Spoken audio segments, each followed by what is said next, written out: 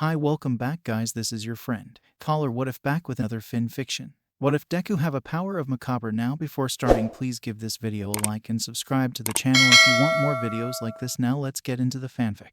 A nauseating cacophony cleaves through her tympanum, shredding the eardrum. It's a sensory phenomena of chaotic sound that pierces her ears. The visceral noise is so jarring that it continues to ring in her ears even after they've been ruptured. She'll never forget the obstreperous fortissimo for as long as she lives. She'll always remember the wet warmth of a liquid touch when she tries cupping her ears in a futile attempt to muffle the pandemonium.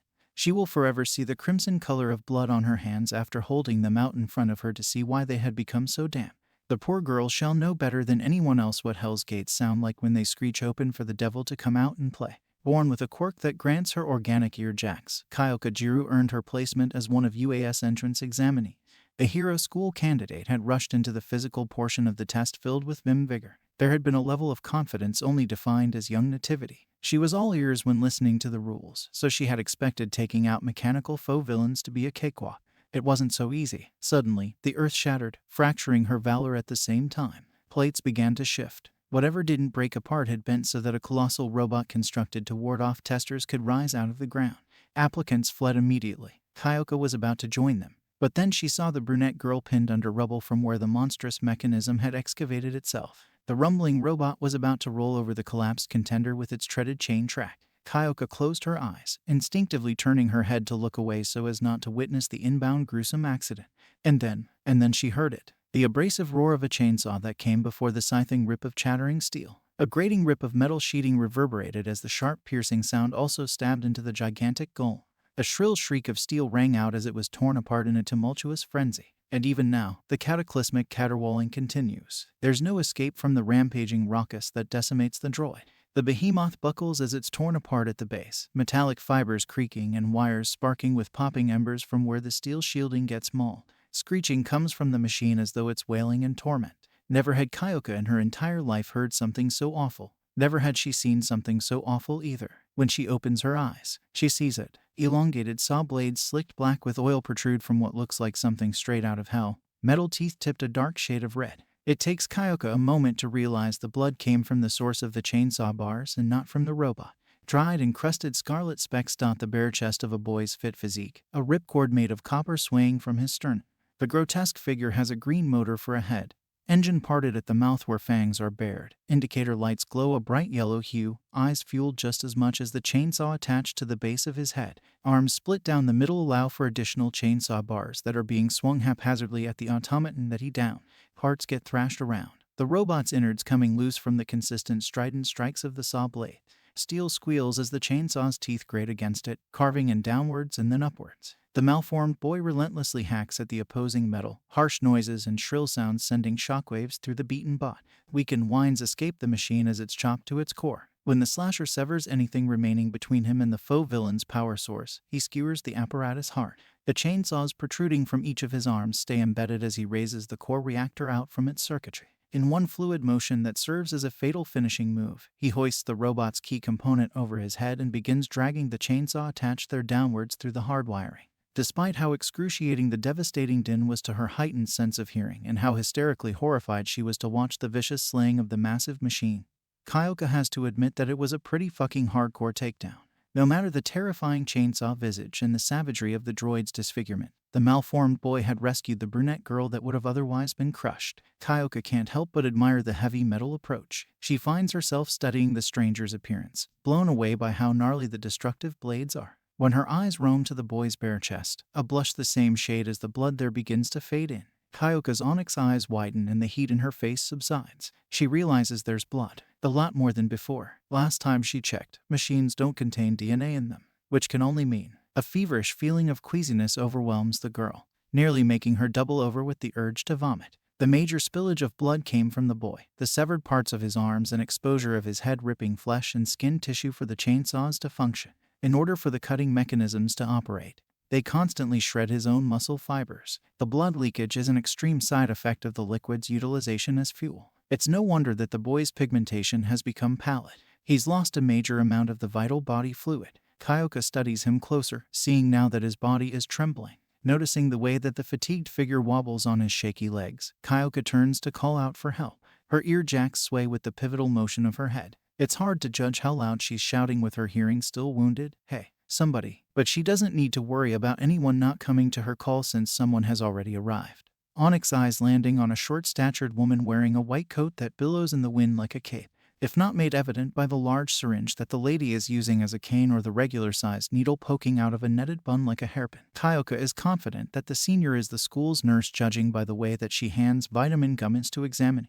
Relief settles through the girl's system when she sees her elder getting nearer. Her violet hair swishes with her ear jacks as she turns her head back towards the boy. Much to her awe, the demonic face is gone and the chainsaws have retracted. She figures a transformation must have taken place while she was looking away. In place of motorized metal is an unruly mess of green curls. Instead of yellow lights, there's an emerald glow to the boy's eyes. An otherwise plain face holds 2 sets of freckles that make up a diamond formation on each cheek. At first glance, the basic facial features would have her giving no second thought to the fellow teenager. However, she's been giving him more than a simple surreptitious peek. The girl may as well be ogling him, captivated by the shift in appearance from predatory ferocity to docile innocence. Staring at him for as long as she has to admit that she finds him kinda cute actually. A blush dusts Kyoka's cheeks, applying more pink than her makeup. The girl's stare isn't just drawn to the shirtless boy's face, but also his well-defined muscles. Her onyx eyes are bound to pop out of their sockets at the rate that they've been broadening. She realizes as the school nurse walks past her. Oh no, he's hot. Kyoka only registers that she voiced her thoughts aloud when the nurse casts her a sidelong sly smile.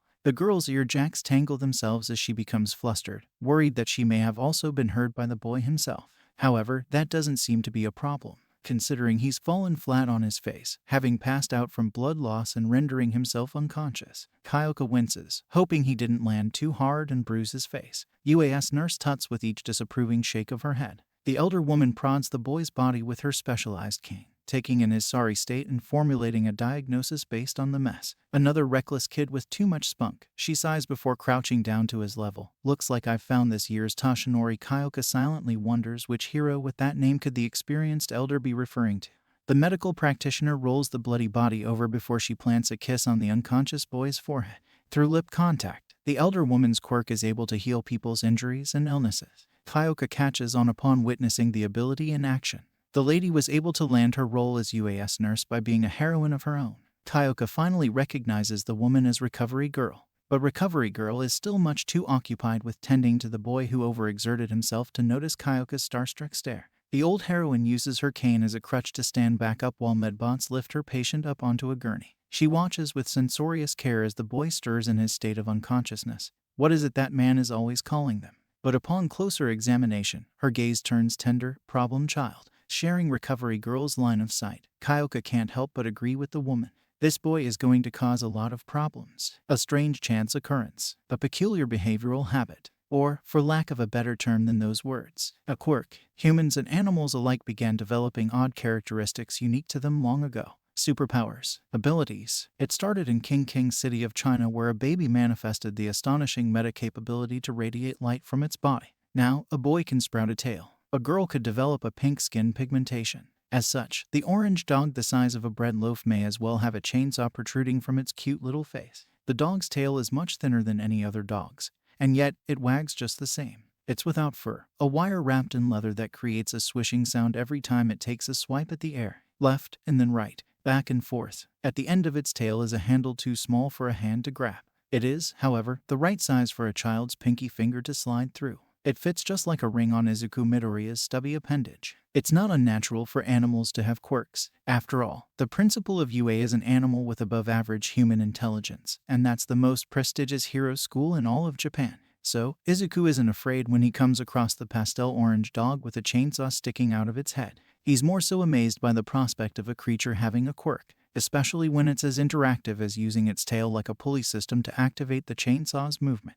What is far more peculiar in this world is that the young boy is without a quirk. Even the boy's appearance is rather plain, completed with a face full of freckles. The duality of the creature and Izuku Midoriya is evident so long as they're beside one another. That's what makes Izuku love the stray he's stumbled upon even more. The dog to him is a discovery unlike any other. Luckily for the freckled child, the equally little critter has taken a liking to him as well. Curiosity twinkles in each of their eyes as they study each other. The bond between boy and dog begins just like every other. Izuku takes the stray home, hoping to convince his mother to allow him to keep it. He carries the orange mutt in his arms, presenting it like a piece of treasure. When Midoriya sees the animal that her son has brought to her, she can't help but be wary of it. As a concerned mother, and an overprotective one at that, she already has ramifications about how dangerous it is having a literal chainsaw mounted to its head. Not to mention it's a wild animal, undomesticated for all she knows, with or without the chainsaw. Oh, Izuku, sweetie. She softens her tone to be as delicate as she can.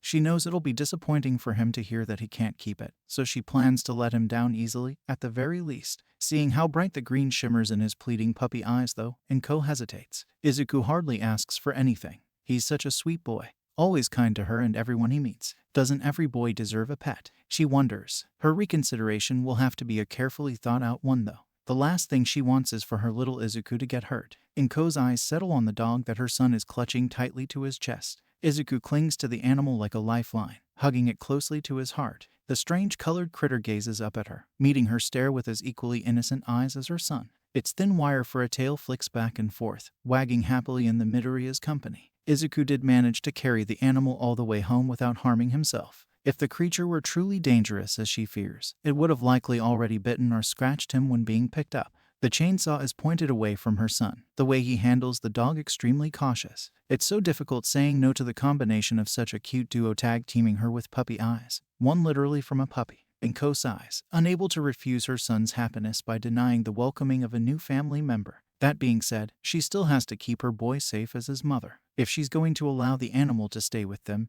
there comes a small caveat. You can keep it. She pauses to let Izuku finish cheering before adding, but Izuku cocks his head, ear catching the word before his brain registers that there's more. Only if it stays in the backyard, at least until we're able to bring it to a vet. Inko settles on the condition she's presented. She's still uncertain of how safe the stray is and would like to proceed with caution. Izuku nods along, well-mannered and understanding. He accepts the compromise. Deal. He celebrates with a little hop before twirling the dog around in a giddy display of affection for it already. The small canine yaps along to his laughter, creating a happy symphony that has Inko giggling with them before long. Thanks, Mom. Izuku flashes a smile so bright that it'd be blinding to anyone unaccustomed to seeing it so often. Inko feels her cheeks lifting into an equally large smile. All right. She places a gentle hand on his head to hold him in place. It's tough raising a boy alone at such a rambunctious age. Go wash up now. Dinner will be ready soon. She steers him towards the bathroom and he sets the new family member down before running off. She suddenly realizes that their new pet will also need food. Kibble goes on the shopping list for tomorrow. But in the meantime, she heard that rice and eggs is perfectly edible for dogs. She prepares some to feed the canine her son brought home.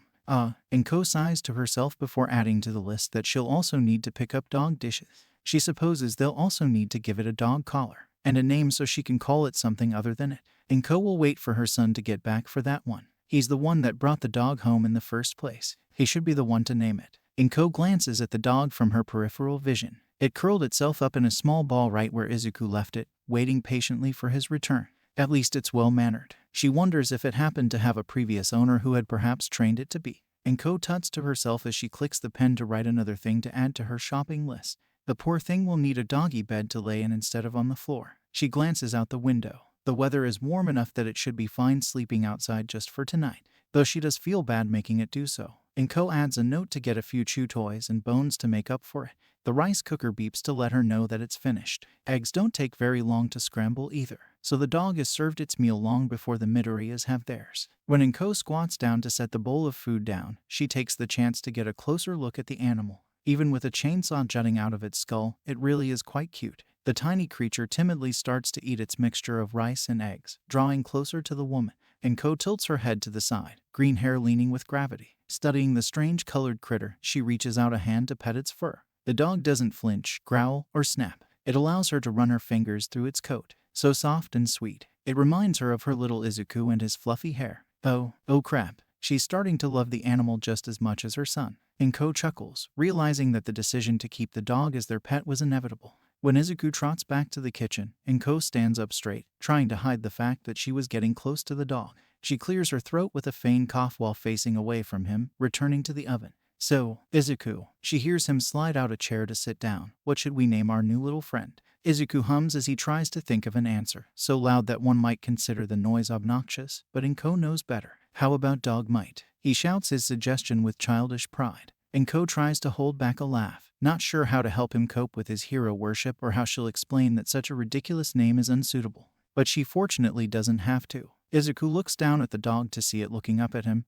meeting his gaze. He gauges the animal's reaction. Neither he or Inko are expecting the mutt to make a deadpan expression, complete with a sweat drop and all. Oh, you don't like that, boy? Izuku second guesses the name he's going to pick out. Inko pauses, realizing that her son has figured out the animal's gender somehow. She shakes her head. He's probably just guessing. Before Izuku can come up with another All Might-themed name, Inko blurts out her own suggestion. How about Pachai? It's a pretty common dog name, like Spot. Perhaps even a bit plain. People have often called Izuku rather plain, so maybe Pachai is fitting for his pet. It'd be better than Dog Might at the very least. Pachai. Izuku tests the name on his tongue. His face scrunches a little like the taste in his mouth is sour. He does a little reinventing of the kanji, Pachu, Pakia, Pachio, before finally settling on, how about Pachita? The dog perks up a bit, yapping in acknowledgement. Izuku's mouth goes agape in awe, eyes sparkling at the sight of his pet agreeing with his name's suggestion. You like Pachita? Izuku asks. The dog barks as though in confirmation. Pachita, Pachita, P-O-C-H-I-T-A. Izuku cheers the name like a chant, and the dog now deemed Pachita continues to bark in equal elation. And that's how the dog's name was decided. Pachita became a member of the Midoriya family that day. And the thing about Midoriyas is that they all have big affectionate hearts. So when Pachita is left outside to sleep in the backyard, Izuku for the first time goes against his mother's wishes. After he's sure that she has fallen asleep, he sneaks out of his room to let the dog in. SSSHH. His hushed whisper warns the dog not to bark as he tries not to get caught. Izuku's heart hammers in his chest. He's never been a rebellious child. Not like Kaken. He'd never broken the rules. Whatever his mom says, he respectfully does. But poor Pachita. Izuku couldn't just leave him outside to sleep all alone.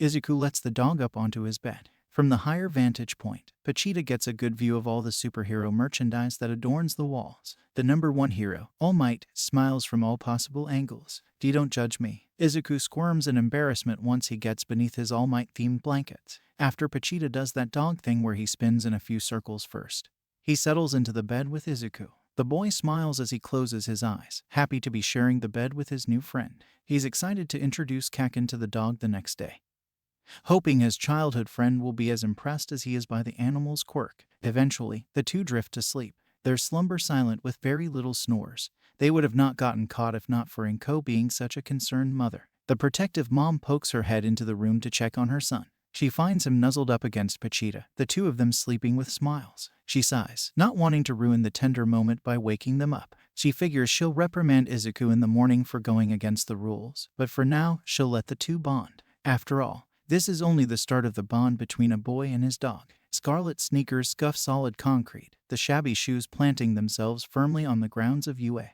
Beneath the outsoles is a mess of petal confetti, the after-party of the school's entrance exam leaving a boy left in its wake. He lingers under the billowing cherry blossoms until a stronger breeze blows, the wind ruffling his green curls and knocking more of the sakura tree's corolla loose. Izuku Midoriya's viridescent gaze glimmers under the glow of a salmon sky as he's showered by the flower petals. Some of the fuchsia specks land on his t-shirt, their gentle descent coming to a sudden halt. It's one of the spare articles of clothing his mother made him pack in the flaxen knapsack that he has hoisted over his shoulder by a single strap. Izuku's grip on the band tightens when he recalls the reason for needing another set of attire in the first place. His transformation during the physical portion of the Hero School's exam comes to mind, his quirk's ability having shredded through his first outfit. The moppy mess called hair that resides atop of the boy's head sways when he tries shaking the memory of his metamorphosis from his mind.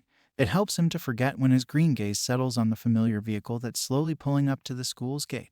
A soft smile stretches his freckled cheeks and he begins walking towards the car. Smoke wafts from the Nissan Versa's exhaust pipe, the engine's thrumming reminding Izuku of a familiar sound and forcing his smile down. He places a hand over the left side of his chest, feeling the wire underneath his shirt. The back and forth of introspection versus assuagement resettles on the person in the vehicle once she steps out. Inko Midoriya exits the car to greet her son at the school gate, worry written all over her expression. The greenette mother hurries over to her kid, wrapping him in a hug that puts the bear's strength in Mama Bear. Izuku wheezes as he gasps for air, his lungs crushed so long as he's caught in her grasp. My baby, they told me what happened. Are you okay? She ironically frets over his well-being despite being the cause of his current breathing problems. Once released from her embrace, Izuku finally manages to inhale enough oxygen so that he can speak. I am fine, Mom. Recovery girl said that I'm fine. He stands up straight to show her that he's still completely intact, as though that's proof of his good health. She critically eyes him up and down, searching for any scars or scrapes. When Inko is seemingly satisfied with her own diagnosis, she nods.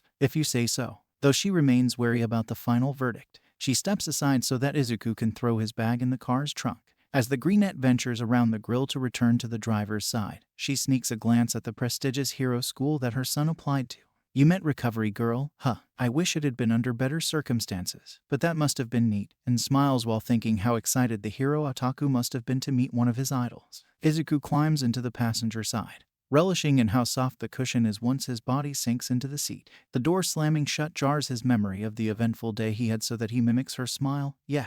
And present Mike was the one who read us all the rules, and Cementus was our proctor for the written part. That's great, Zuku, but... Inko interrupts her son to literally point out his lack of a safety strap via gesturing with her index finger. When he looks down at his lap, she feigns clearing her throat before correcting him to look up by flicking forward, seatbelt.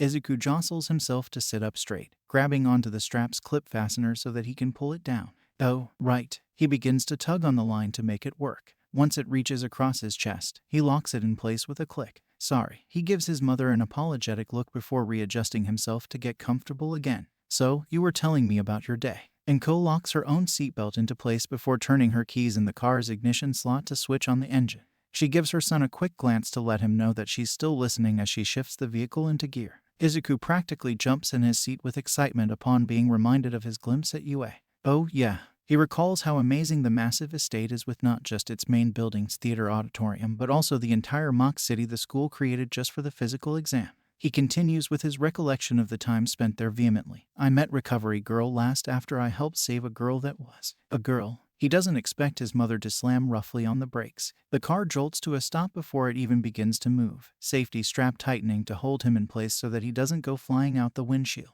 Izuku is suddenly very grateful that his mother told him to wear the seatbelt. Startled by the sudden halt of the vehicle, he glances at the car's driver with wide eyes. Mom, he verbally expresses his mixture of shock and confusion when he sees that she's sobbing. Sorry. Inko apologizes in a quavering voice while trying to wipe away her tears with the back of her hands. She sniffles as snot hangs from her nose, the crying becoming overwhelmingly hysterical. Izuku knows from experience that the waterworks are about to flood the car and drown him like a dam bursting. She can hardly get any words out. It's just... Inko watches through blurred vision as her son searches frantically in the glove compartment for a box of tissues. When Izuku finds nothing to dry her tears, his panic escalates and he fumbles with the door handle, realizing that the child lock is in place. He has no choice but to resort to begging her not to turn the car into a death trap.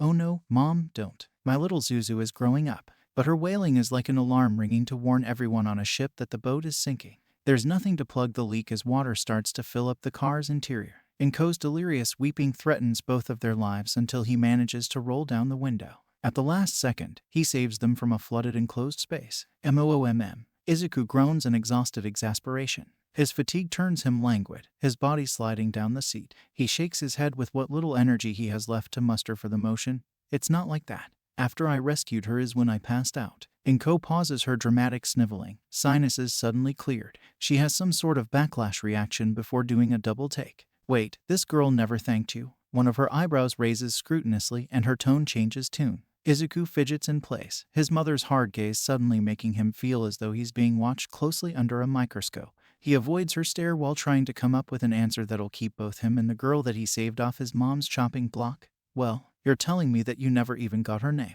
Inko's obtrusive outburst startles Izuku just as much as when she slammed on the car's brakes, seeing that his mother is on the verge of crying yet again. Albeit for a different reason over her son's interaction with a girl this time, he's quick to shout over her too. Mom, would you just let me finish what I'm saying? He tries not to sound too desperate to get his sentence in, but his plea comes out as a whine anyways. The sudden cry surprises Inko just the right amount that it manages to snap her out of her delusional state of mind. You're right. She nods as she acknowledges how crazy she was acting. Inko shifts the car back into gear, mirroring her headspace returning to normal. As she starts to pull forward, she prompts her son to explain further. Sorry, Izuku. Continue. Izuku falters, partially because he hadn't expected her to actually let him talk and slightly due to the next part of his story. He anxiously fiddles with the cord under his shirt. When he finally settles on the right word, my quirk, he quells his nerves enough to say, I only passed out because I exceeded my runtime with my chainsaws while using it. Inko stiffens in her seat. As soon as she does, she tries hiding the discomposure by pretending to slouch. Oh, I see. She mulls over what her response will be very carefully. She knows that her son is watching her closely just as much as he's listening. Internally, the woman doesn't know whether to be relieved or not. She wasn't sure what she had thought when she heard her son had saved someone, but the usage of his quirk hadn't come to mind for whatever reason. Ultimately, her boy made a choice, and it's up to her to support him should he choose to stand by it for the proper cause. You made the right decision, Izuku. Never doubt that. She spares him a quick glance so that he knows the matter is important enough for her to risk taking her eyes off the road for a moment. Izuku looks away, his gaze breaking contact from her and falling into his lap. I just moved on my own. His fingers curl around the fabric of his shorts until he has handfuls of the material bunched up in his palms. Whatever he's feeling transfers over to the touch of his chest. He raises one arm, placing a hand over his sternum where a wire resides. I didn't think. I just pulled on my cord. He feels a heartbeat as though it's still active. Inko pulls up to a red light, utilizing the opportunity as a chance to look over at her son and gauge his expression. If her motherly instinct weren't enough, she can see as clear as the day being lit by sunbeams with her eyes that he has a lot on his mind.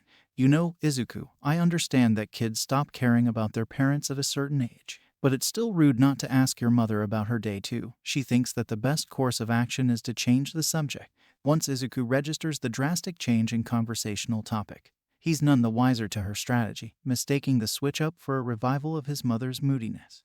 Sorry, Mom. He stammers out an apology and awkwardly forces out a fake chuckle. So, how was your day? Inko rolls her eyes over her son's dramatics, not realizing that he takes after her. She knows better than to bore him with details about how she did laundry and cleaned the house all morning. So she decides now is as good a time as any to mention the supper situation. Well, I didn't really have the chance to start cooking dinner since the school called around that time. She notes her son's surprised reaction from her peripheral vision. You want to pick something up at the store, then makes a turn with the steering wheel to head downtown. Izuku blinks as he processes the information coupled with her question. It takes him a moment for his brain to catch up with his words when he has a great epiphany of a solution.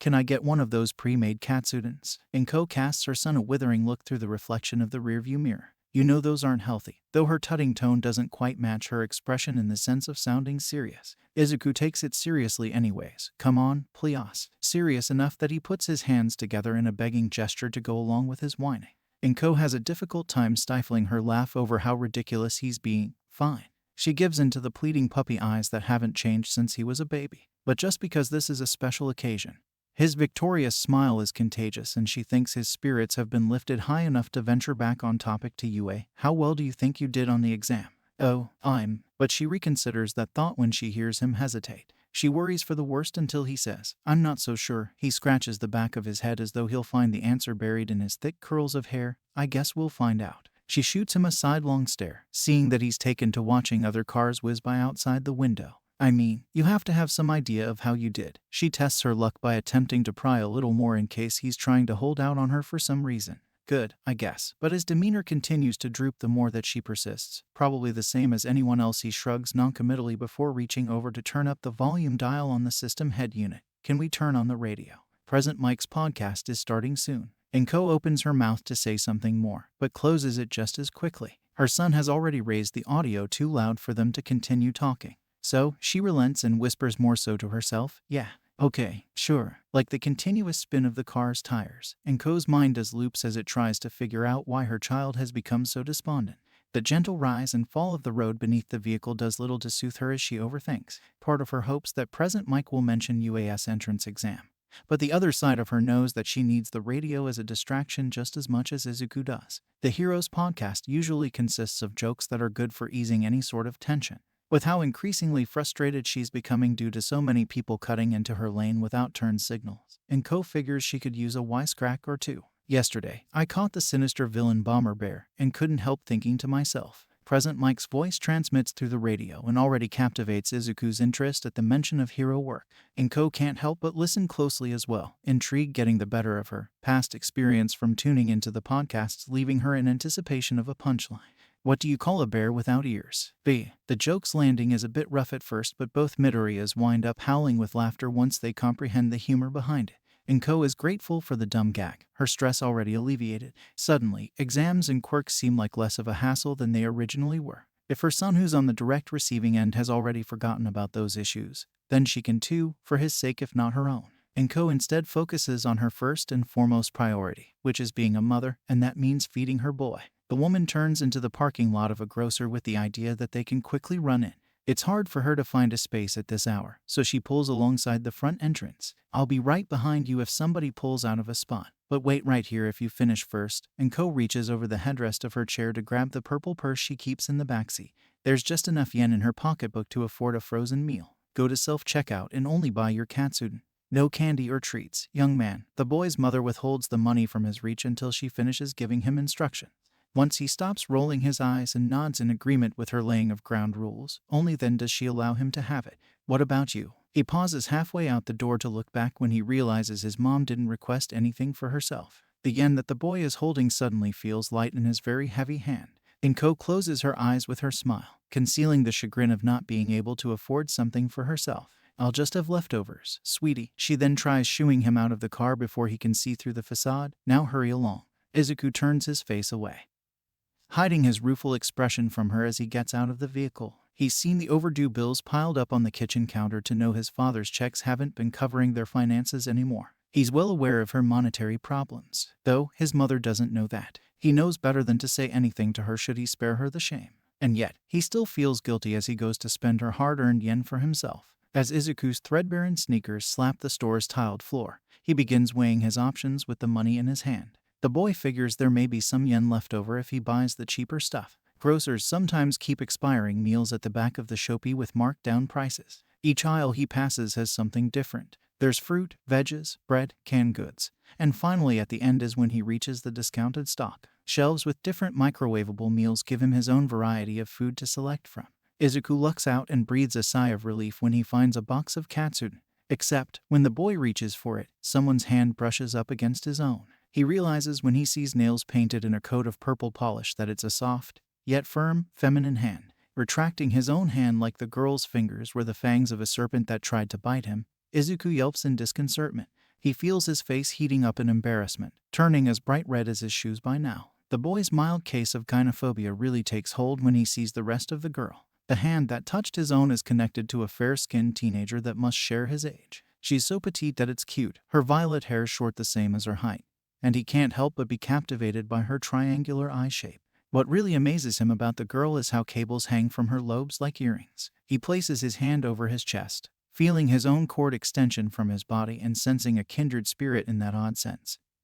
He also feels the rapid rhythm of his heart trying not to explode from pumping so much blood all at once. As for how the girl responds to the accidental contact, her initial instinct is to apologize for startling him so badly. However, she too feels an extreme amount of shock when she sees how the boy looks. She recognizes him from the entrance exam and blurts out, "Chainsaw Boy," before she can stop herself. The hand that touched said Chainsaw Boys flies over her mouth to stifle the words that already came out. A blush of her own, though not as extreme as Izuku's, fades in as a pink hue to shadow her cheeks. Izuku sobers up when he hears the way that she referred to him. Wait, he does a double take before making sure he heard her correctly. "What did you call me?" And that reaction from him only embarrasses the girl even more, her blush darkening. Hesitantly, a muffled whisper comes from behind her hand, "Chainsaw Boy." After a moment of blinking at one another, both failing to gauge the other, the girl bows and shouts, "I'm sorry." Izuku jumps in place, startled by her a second time. She winces before toning her voice down.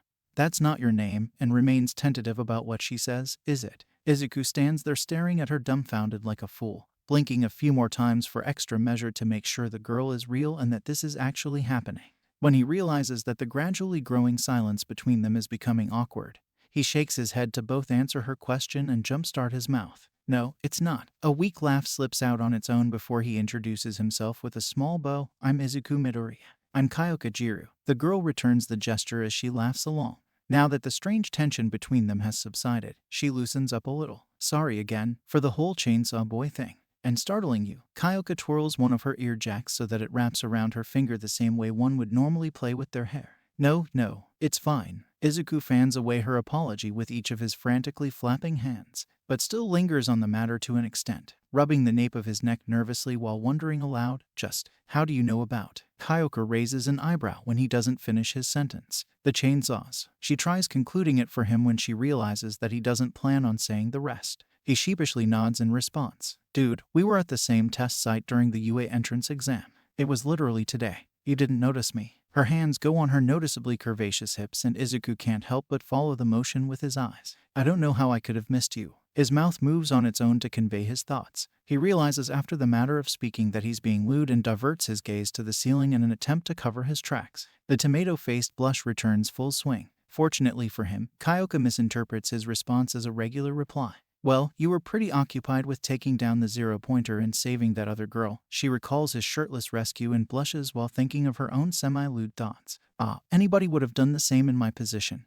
Izuku tries brushing away her praise with one hand while bashfully running the other hand through his bushy green mess of hair. Are you kidding? Kyoka looks at him incredulously. Everyone else ran off like a bunch of pansies. She shocks Izuku with her terminology and zeal. You were the only one rockin' enough to actually be a hero like we're trying to become. He worries that he'll faint in front of her again due to how much blood keeps rushing up to his face. Oh, thanks, I guess. Izuku tries staring down at the floor to avoid facing the influx of emotions that he's feeling. He's not used to such praise. And from a girl no less. Heck, he's surprised that he's even lasted this long talking to one in general. By the way, are you doing all right? Kyoka's question snaps him out of his musings and causes him to look back up at her with confusion.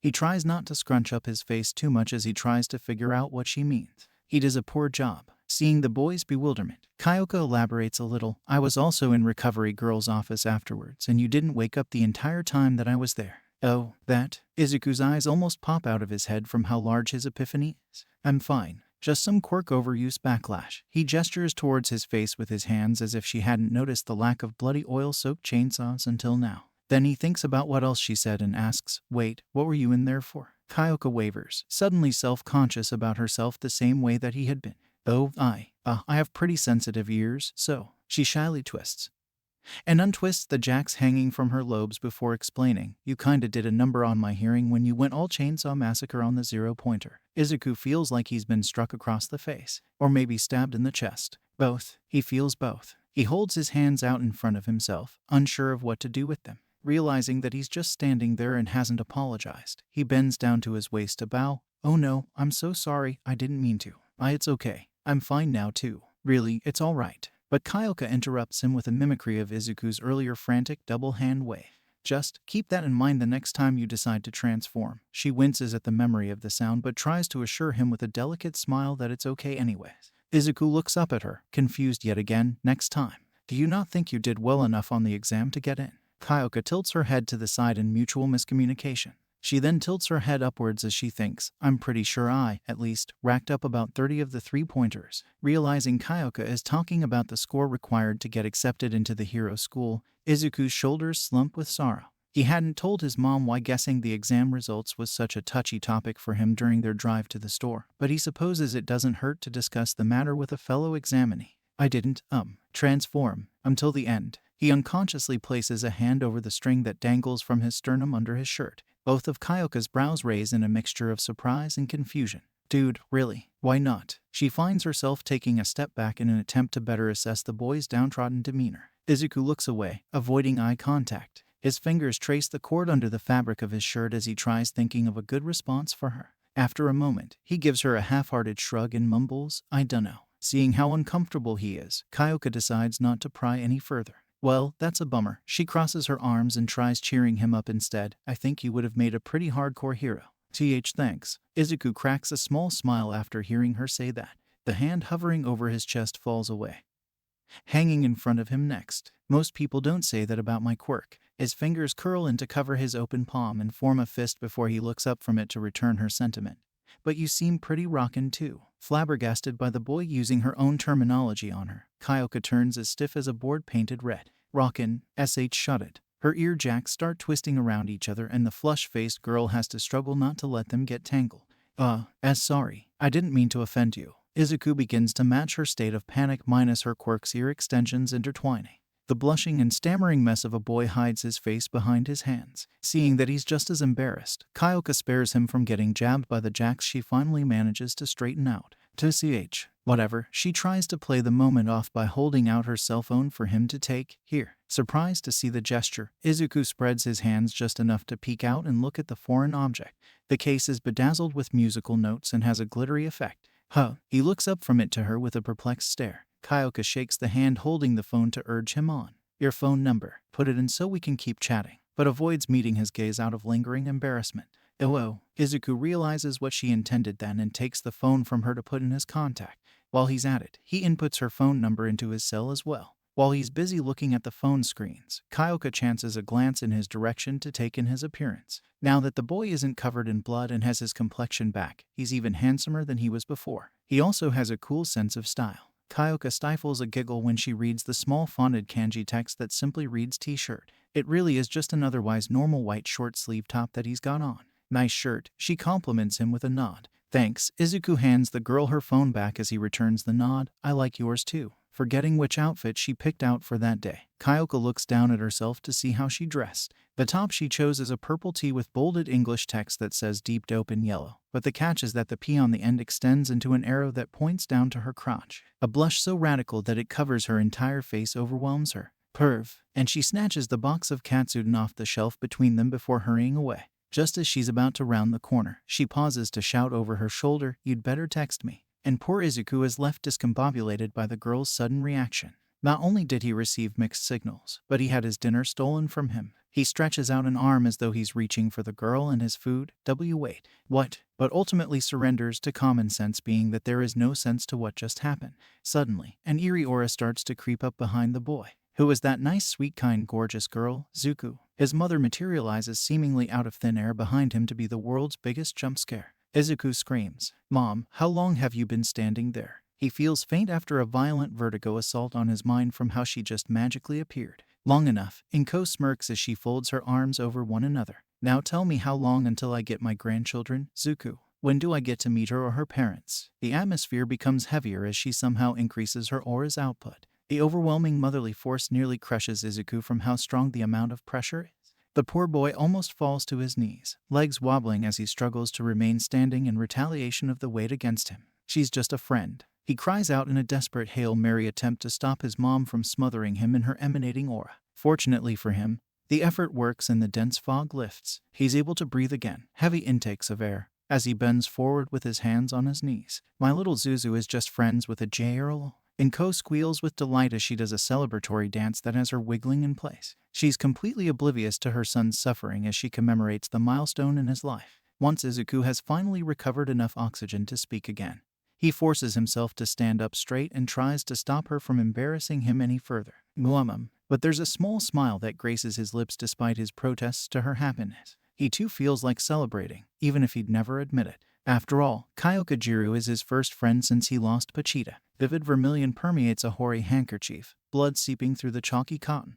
The brazenly palpable blemish spreads over the cloth with effervescence. When she hacks up more of the bright liquid, a spray of red specks the fabric, further staining the white material as it sinks in. Inko holds the milk wire close to her mouth in order to hide the glaring results of her dry cough. Her hand carries a slight tremor as she tries to force down her raspy croaks of breath. "Mommy," she hears her son's muffled voice traveling through the bathroom door, further attempting to hide her ill condition. She turns the knob on the sink faucet so that the sound of water running into the drain will drown her coughing fit out. "Just a second more, Izuku, okay, sweetie?" She spits into the already sullied handkerchief before folding it over and disposing of it by flushing it down the toilet. Her saliva comes out as a sandy Titian color, blood pooling with sputum as she splashes the cold faucet water on her lips. She swallows some of the liquid and gargles it in her mouth before spitting out a darker shade of claret, turning water into wine.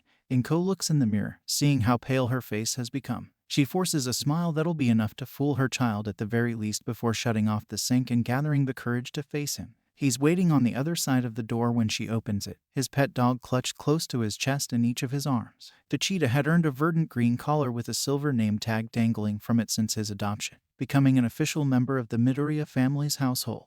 The canine gazes up at her with eyes that seem to know of her illness. She hardens her stare as though she's silently telling the dog to keep quiet about it to Izuku. Inko crouches down a bit to match her son's height, broadening her phony smile. "Yes, what is it, sweetheart?" Her benign tone isn't the least bit fraudulent as she tries to sound as considerate as possible for her kid though. Izuku holds Pachita a little tighter, nuzzling his chin into the animal's fur as he looks down to avoid her line of sight. Are you okay?" he tentatively asks. Inko's smile wavers, but she doesn't let it fall. "Of course I am. What would make you ask that?" She springs up like she has energy to spare while putting her hands on her hips with authority. She sometimes forgets how perceptive her son can be, especially ever since he'd picked up quirk analysis as a hobby. The crafty mother quickly brainstorms an excuse for the hacking sounds he must have heard. It's just seasonal allergies is all, and sells the lie with a faint sniffle before wiping her nose with the back of her hand. Oh, all right. Izuku accepts the fib without a second thought. Her son is so innocent that she feels guilty for deceiving him when he trusts her so much. He perks up, forgetting about his concerns for her health, and asks with an eager lean forward, "Did you call Kaken yet?" Inko nods, happy to tell him the truth. "You bet. Your Aunt Mitsuki said you can go over there while Mommy goes out." She brushes past the boy so that she can grab her purse off her dresser. "Yes, hear that, Pachita?" Izuku celebrating in the background as she prepares herself for an outing turns her smile a bit more genuine. However, wait a minute, but where are you going? Her face falls flat when she realizes that she'll have to lie to her son again. Truthfully, she made a doctor's appointment, but she can't let Izuku know that. He'd be worried until he's sick himself. "Oh, Mommy just has a few errands to run. Nothing for you to fret about." She ties her long flow of hair up into a bun as she walks back into the bathroom to use the mirror. Again, Izuku believes her without a hint of doubt. "Okay then." He sets Pachita down before asking, "Does that mean I can be a big boy and make my own breakfast?" Inko side-eyes him, wondering where that one came from. As he's been getting older, he's oddly been requesting to do more and more for her around the house, such as laundry or dishes. It's a relief on her part to catch a break thanks to some help, but she can't help but be suspicious. No using the stove. She also can't resist her motherly concerns about the dangers or messes that he could make. "I won't." Izuku feverishly shakes his head so hard that his entire body moves side to side with the motion. Sitting beside him, Pachita matches the movement, oscillating his own tiny head. Against Inko's better judgment, she decides to give it a try. Fine, she accedes to the cute proposal based on the agreed-to terms and conditions. "Then you can make yourself something to eat." "Yeah." Izuku cheers with a happy hop. Pachita bounces with him as though he were a rabbit instead of a dog, yapping in equal elation. Inko shakes her head, humored by the pair. "Don't get yourself into any trouble. And don't cause Mitsuki any problems either." She gives her son a semi-stern look so that he takes her seriously. He's a good kid, probably one of the best behaved in all of Japan. But children can still be mischievous little scamps from time to time that she has to make sure she keeps him disciplined. "I'll be good. Promise." He bends with the downward drop of his jump to fall into a full at the waist bow. It's hard to take him seriously at his age with a short stature and all-might pajamas. But Inko hums with satisfaction knowing her son keeps his word. "Then I'll be off." She grabs her coat and begins sliding her arms into the sleeves as she heads for the door. Izuku and Pachita trail behind, the small duo almost in sync with one another. As Inko grabs an umbrella just in case the weather changes, she casts them one last look over her shoulder. "Be back soon." "Bye." Izuku waves as he bids her farewell out the door. Once it shuts and he's got the house to himself, the boy shares a look with his canine companion. His eyes peel upwards with an inclined curl of his lips, equal parts thinned as impish arches. He's pleased with himself and can't help but have such a smug expression. "Hey, Pachita, looks like it's a slice of bread for breakfast." The puckish pull of his mouth into such a thinly stretched smile remains as he shares his plan with his pet pal. The dog cocks his head to the side, befuddled by the boy's pathetic revelation. It's not until Izuku gets his grubby little mitts into the kitchen that Pachita sees why the bread breakfast is such a big deal. It's not just any slice from a loaf. It's the ultimate piece of toast. The boy's mother would never allow such an unhealthy, disgusting meal to be consumed by her child. Izuku slathers the bread slice with everything his mom kept stocked in the fridge and cabinets. Strawberry jam, marmalade, honey, butter, grape jelly, cream cheese, peanut butter, and cinnamon are blended together in a thick spread of sugar. Pachita's mouth hangs open as he watches Izuku actually take a bite from the appalling and repulsive childish concoction. Droplets dribble down from the boy's chin, spilling across the kitchen counter that he's leaning over as he eats and joins all of the crumbs that broke off from the bite. Izuku moans in satisfaction, munching on the toast and savoring the explosion of flavor. When he sees Pachita watching him, he mistakes the ostrich stare and holds out the breakfast blend as an offering. "You want some too, boy?" Pachita simply turns around on the heels of his paws and goes over to the doggy dish filled with kibble, making a firm statement without saying anything at all. Izuku shrugs, unfazed as he chomps down on the toast again anyways. "Suit yourself." The adolescent drops a few more morsels of grain as he travels from the kitchen to the home office. Whatever other residue that spills onto the carpet along the way goes unnoticed by the boy. Izuku's thoughts are too fixated on the computer that he slowly starts up, a one-track mind eager to begin the day properly. Almost ritual at this point, he types into the internet search engine the name of his favorite video. The title autofills and the page loads much to the boy's anticipation. All Might's boisterous guffaw as a resounding boom through the PC's speaker system, shaking the whole house as though the hero is actually present. The clip shows the symbol of peace making his public debut. A Herculean hero catches a crashed city transit bus that's about to fall off a bridge and pulls its passengers from the wreckage. The amazing rescue never fails to inspire awe from Izuku. Vegeta has to squint from how bright the boy's beaming smile is. Two distinct tufts of blonde hair atop the man's head match the peace sign All Might flashes towards the camera. Izuku recites what the hero says verbatim, "It's all right now. I am here." Vegeta leans back, stunned by how spastic the otaku has become. The boy rocks back and forth so fast and hard that the extreme motion would cause whiplash if not for how young he is. In the kid's eyes, the reflection of the screen is a pish-posh of color that acknowledges All Might's Western-themed outfit. When Izuku breaks contact with the monitor, Vegeta is shocked to see tears threatening to spill over. The dog's owner raises and points a shaky finger towards the frozen frame of All Might. "Hey, Vegeta, do you think I could one day be like him?" His voice wobbles just as much as he retracts that same hand to dry his eyes. "That's my dream, to become a hero." Vegeta leans his head to the side as he studies the crying child. A sympathetic stare from the dog has the boy bending down to pick the mud up. At arm's width and at equal height as Izuku holds the canine up, the two maintain that contact. The gaze lingers, each of them simply relishing in the company of the other. The boy sniffles as his sorrow dissipates and his downturned mouth lifts into a smile. Izuku can't help but pull the dog in for a hug.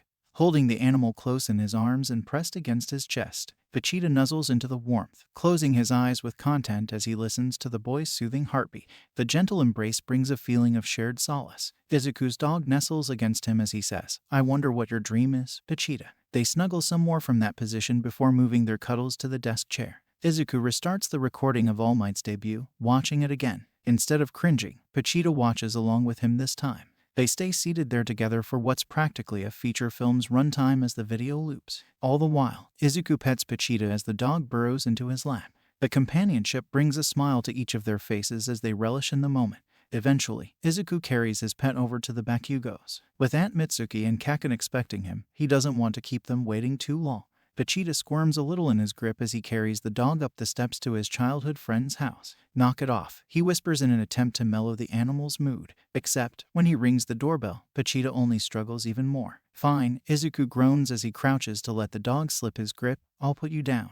The door creaks open to reveal a pointy-haired blonde the same age as Izuku. He glowers at his childhood friend before redirecting the glare towards Vegeta. The boy's lips curl into a snarl as he asks, "What the fuck is that freak of nature doing here, Deku?" Izuku flinches as though he's been struck across the cheek by the verbal jab. Vegeta glances upwards at his owner, noting his keeper's downtrodden demeanor. It's not the first time that Kaken rearranged the kanji in Izuku's name to make it mean useless, but it still takes the boy by surprise. Izuku shakes it off with the rest of his body's trembling as he tries to respond within his wobbly voice. "Aunt Mitsuki said I could come over, so I thought. But my mom didn't say you could bring that damned misfit mud of yours with you." The sudden shout interrupts Izuku and nearly causes him to trip as he shrinks back from the sharp spike of tone.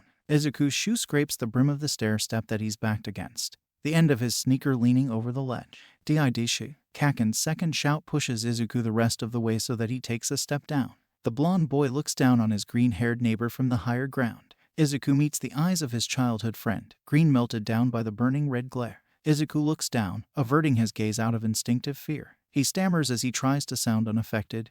"And no, I just thought. Figures a loser like you would get a pet just as shitty," but the insults keep pushing him down. Literally, Izuku is forced back another step on the staircase. Kaken sneers as he shakes his head with contempt. "No wonder you don't have any fucking friends." Izuku clenches the part of his chest that covers his heart, hand grabbing a fistful of his All Might-themed shirt. Kaken, I thought we were friends." His eyes shudder in shock as he tries not to cry from how deep the boy's words cut into his feeling.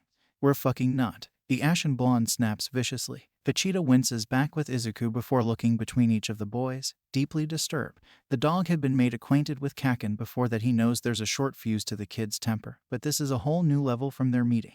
"When are you gonna get it through your thick stupid skull that I only let you come over because of our moms?" The pointy-haired blonde lets off a few sparks from the palms of his hands via the usage of his quirk. "And don't call me Kaken, Biba." Izuku whimpers in response to the display of power as an intimidation tactic. A quirkless kid fares no chance against someone with such a strong ability like Kaken's explosive quirk. As such, Vegeta defends his owner, growling as a warning to match the brash blonde's threat. "Oi, you got a fucking problem." Kaken pivots to face Vegeta and growls in return. More miniature detonations come from the boy's palms as he stomps towards the tiny animal. "Looks like your dumb dog is trying to protect you, shitty Deku." A vein bulges from the blonde's forehead when Vegeta doesn't back down from the bully. Izuku's mouth drops agape as he looks between his pet and his childhood friend challenging one another. The boy forces himself to form words from his parted lips.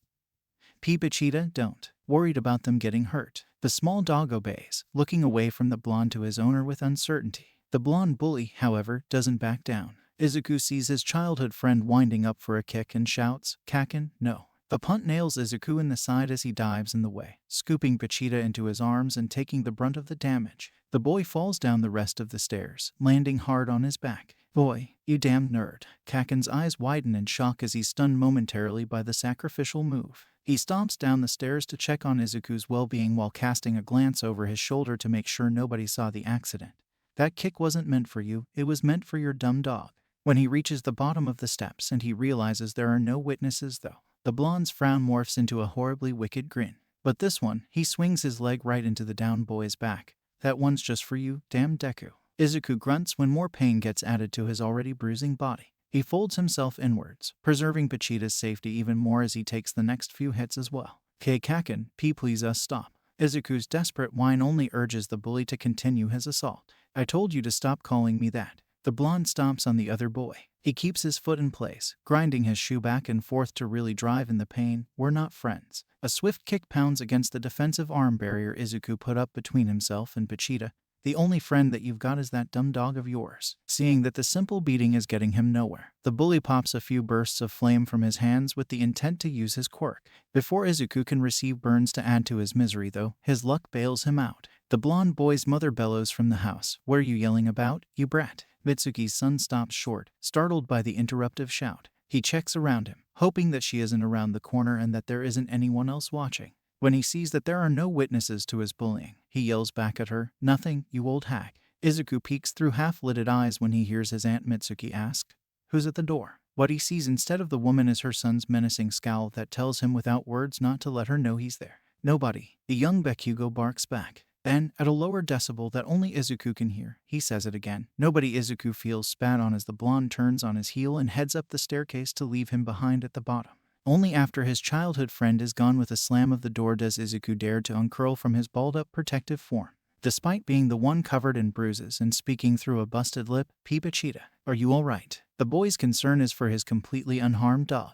Pachita mewls as he licks the blood oozing from Izuku's mouth in response. Man's best friend is the boy's only friend as the dog also licks the rest of his owner's wounds. No matter the amount of pressure that she applies, the handkerchief soaks itself red, an all too familiar incarnadine and rank liquid gushing through the fabric to get between her fingers so that it may ooze under her hand. Inko hacks into the cloth that she's using to cover her mouth, fighting back a gag reflex as the white material shades red. The violent cough momentarily puts her mind in a fog that she nearly forgets she's driving. She eases on the brake so that the car will come to a slow and steady stop. Another slew of blood spills out of her mouth and onto the milk-wire. The woman feels lightheaded as she rests the top of her skull against the steering wheel. Inko almost closes her eyes to rest, but her lids snap open and she jumps to sit up straight when she hears her son ask from the passenger seat, Allergies again, Mom. The boy's mother hurriedly bunches up the napkin to hide her illness before flashing him a fake smile. Remembering that she's not alone in the vehicle, she sees the grounds of UA behind him through the window. Also recalling that she's dropping him off for his first day of hero school, she feigns wiping her nose, sniffling for added effect. It must be all those cherry blossoms. The same lie has somehow kept her disease hidden from her son all this time, and she has yet to reveal the truth to him. To maintain the illusion, Inko changes the subject with a dismissive wave of herself. But don't you worry about me, you need to focus on your big day. Izuku cocks his head to the side, staring at her closely, almost with a hint of confusion. Inko shudders when his hand places itself over hers. For a moment, she thinks that he's finally figured her out and seen through the healthy facade. But the tender touch and moving expression is just that of an ordinary concern as he says, I'll always worry about you, Mom. Inko stares at her son, stupefied. She nearly chokes on a wet sob as she tries not to become emotional. Silly boy. Her head shakes to deter the tears that threaten to spill over, but she ultimately has to wipe them away with her hand. You're the one throwing themselves in danger to be a hero before she can reach over and give her boy a hug. The school bell rings to indicate classes are beginning. Oh, you should get going. You don't want to be late. Inko realizes she has to cut their farewell short and urges him to go with a gesture. Right. Bye, Mom. Izuku pushes open the passenger door and climbs out. He carries his bento box in one hand and hoists his backpack over a shoulder with the other before looking back. See you later. Inko waves and smiles one last time. Then, the door gets shut. It closes the space between her and her son. By Izuku. The ill mother no longer suppresses her coughs as she watches her grown child head into the school building. Once inside, Izuku quickens his pace as he searches the long corridors. 1A, 1A. His classroom and number had been included on the acceptance letter he was sent in the mail, but he can't find it. He passes a door labeled 1B right before turning a corner and bumping into someone. Oop, sorry. When Izuku takes a staggering step backwards, he sees an emaciated man in oversized clothes. Despite the skeletal figure's sickly appearance, the stranger chuckles heartedly and assures the boy it's quite all right. Young man, 2 wilted tufts of blonde hair hang over the guy's gaunt face as he tries waving away Izuku's concerns. It's my fault for not watching where I was going. But Izuku waves his hands faster while frantically bowing apologetically anyways. No, I insist. It's my fault. Concern is written all over the boy's face as he stares up at the haggard-looking man. Are you okay? He worriedly looks behind him and leans to check beyond the hall. Perfectly fine. The gangly blonde continues gesturing with his hands to assure Izuku before returning the boy's concerned expression. Are you okay? You look lost. Izuku bristles a bit at the reminder of his tardiness. He bashfully scratches the top of his head while glancing over his shoulder once more. Oh, yeah. You wouldn't happen to know where Class 1 is? The blonde's smile looks oddly familiar to Izuku. You're on the right path, but he's much too locked into the details of finding his class to think deep about it. Just keep heading the way that you're going and you'll find it at the center of the hall. Thank you so much, sir. Izuku returns the man's smile and bows a few more times to express his gratitude before jogging down the corridor. The blonde watches the boy go before continuing on his own way in the opposite direction. Izuku not too long afterwards finds the entrance to his classroom just as the man had said he would. The door is slightly slid open, left ajar so that the boy can hear the grumbled complaints from someone inside. You're a rowdy bunch, aren't you? It took you all 8 minutes to quiet down. Izuku pushes the door the rest of the way so that he can enter, and he finds himself accidentally interrupting what must be his teacher. An unkempt man with a slender stature and stubble unshaven across his frowning face stands behind the front desk, turning his gaze to the room's newcomer. Sorry that I'm late. Izuku nervously waves when he sees his classmates have also all collectively taken to staring at him. The teacher closes his half-lidded eyes the rest of the way as he sighs. You'll fit right into this class. I can tell. The man half-heartedly gestures with one of his lanky arms towards the desks. Grab a seat, motivating Izuku to hurriedly go for the remaining one at the back of the room. Izuku has to force back a gasp when he sees Kyoka across from him. I shouldn't be expecting any other last-minute students, should I? And the teacher takes that as a sign of some sort to not let him off the hook just yet. And no, sir. Izuku shrinks in on himself as he tries to hide his embarrassment. A few snickers break out from some of the other students. Good. The pedagogue shifts his focus off of Izuku to address everyone all at once. Because I'm only going to say this once. Everyone quiets down and listens intently to the man as he says, this is the hero course, not a playground. You should act like adults and not children while in this class. The teacher pauses to let the strict doctrine settle in. He then turns to face the chalkboard behind him and writes his name in big kanji. I'm your homeroom teacher, Shota Aizawa. I'd say pleasure to meet you, but you have yet to prove yourselves hero material to me. The class is taken aback by the statement but further surprised when Aizawa pulls out a set of UAS exercise uniforms. Change into your gym clothes and head out to the grounds if you want to change that, and do so quickly. Time is a valuable resource. What about the entrance ceremony?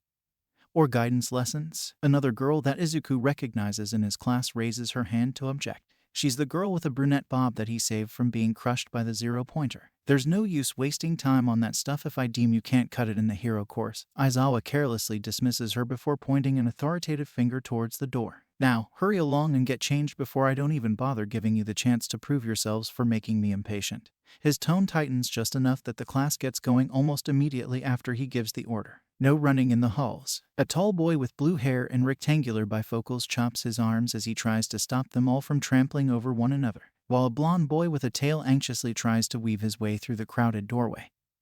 Who knew this place was so competitive? Izuku lingers back with the few students that silently agreed it'd be smarter to wait for the traffic to mellow out first, one of which is the purple-haired girl he became friends with beforehand.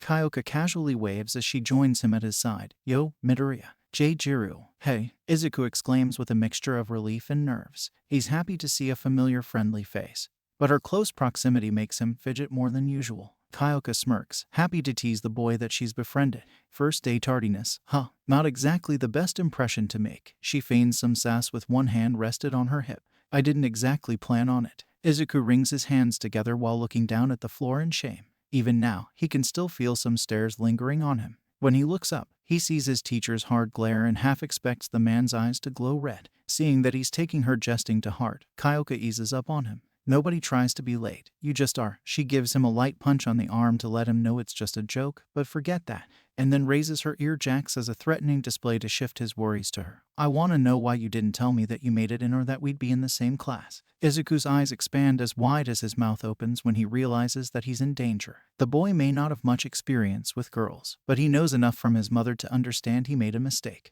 I am sorry. He tries to calm her down with a panicked apology. But Kyoka shows zero mercy, Jax jabbing him in the side of his neck to deliver a small shock. Not too far from the two, a boy with a lightning bolt in his blonde hair watches in envy. A shorter boy with purple balls atop his head shares the same sentiment.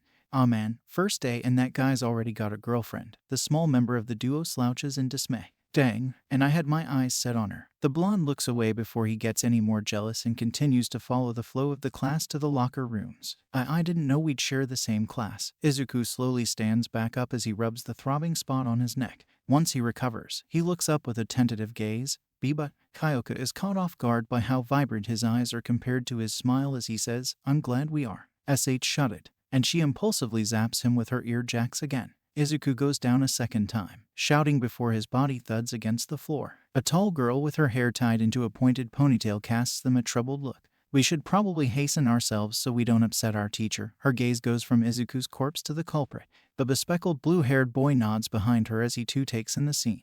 A girl whose skin is as pink as her hair shoves her way through them to get a look at the scene for herself. A massive grin stretches across her face. Or maybe you two lovebirds could get changed, Tojthir. She sing-songs teasingly while tapping the tips of the horns atop her head. Awa, they're so cute together. Another voice comes seemingly out of nowhere. It takes everyone a moment to realize the empty space that spoke wasn't a ghost, but an invisible girl only visible by her floating school uniform. Shut it. Kyoka's face burns bright red until she explodes with embarrassment and lashes out with her ear jacks a third time. The coils snake through the air and stab themselves into Izuku's neck on either side. The boy spasms from the shock as he screams. I didn't even say or do anything this time. The bespectacled boy reaches down and grabs Izuku by the back of his school blazer's collar. We shouldn't be idling in the halls. He reprimands his classmate and begins dragging Izuku like luggage. I didn't do anything. Izuku continues to moan in agony as he's pulled into the boys' locker room. Once inside, his carrier hoists him up to stand upright on his own. By the way, I am Tenya Ida from Sumi Private Academy. The boy adjusts his glasses as he takes a step back to introduce himself, and then bows at the waist. I look forward to being your classmate as prospective heroes. Oh, me too. Izuku jumps in surprise. He hadn't been expecting the boy to be so polite. Izuku hastily returns the bow with several. I mean, I'm Izuku Midoriya and I'm happy to meet you too. When he realizes the others are also in the locker room changing, he turns to face them too and bow, all of you. Nice to meet you, Midoriya. A boy with his hair spiked downwards throws Izuku a broad smile to show his appreciation before introducing himself. I'm Hantashiro. I'm Ijiro Kirishima. It wasn't very manly to show up late, but you seem like a cool guy, and the boy beside him with red hair pointed upwards also returns the greeting. Izuku blinks once he's finished pulling his shirt over his head. Thanks. Confused by that last part from Ijiro about being manly. But the macho boy moves on from introductions to invading Izuku's personal space before Izuku can have the time to dwell on it. Well, what's with that little thing? Is that your quirk? Ijiro is roped in by the small cord dangling from Izuku's sternum. Izuku's childhood friend scoffs from a nearby bench to make matters worse. The blonde finishes zipping up his PE jacket before shoving his hands in his pants pockets and storming off. Izuku opens his mouth to call after the boy, but swallows whatever words he could have said instead. He hadn't noticed Katsuki Bakugo in his class roster until now somehow, but he figures he shouldn't be surprised. Izuku's gaze returns to Ijiro when he turns his head back to attention and he places a hand over the wire exposed upon his bare chest. Why yeah.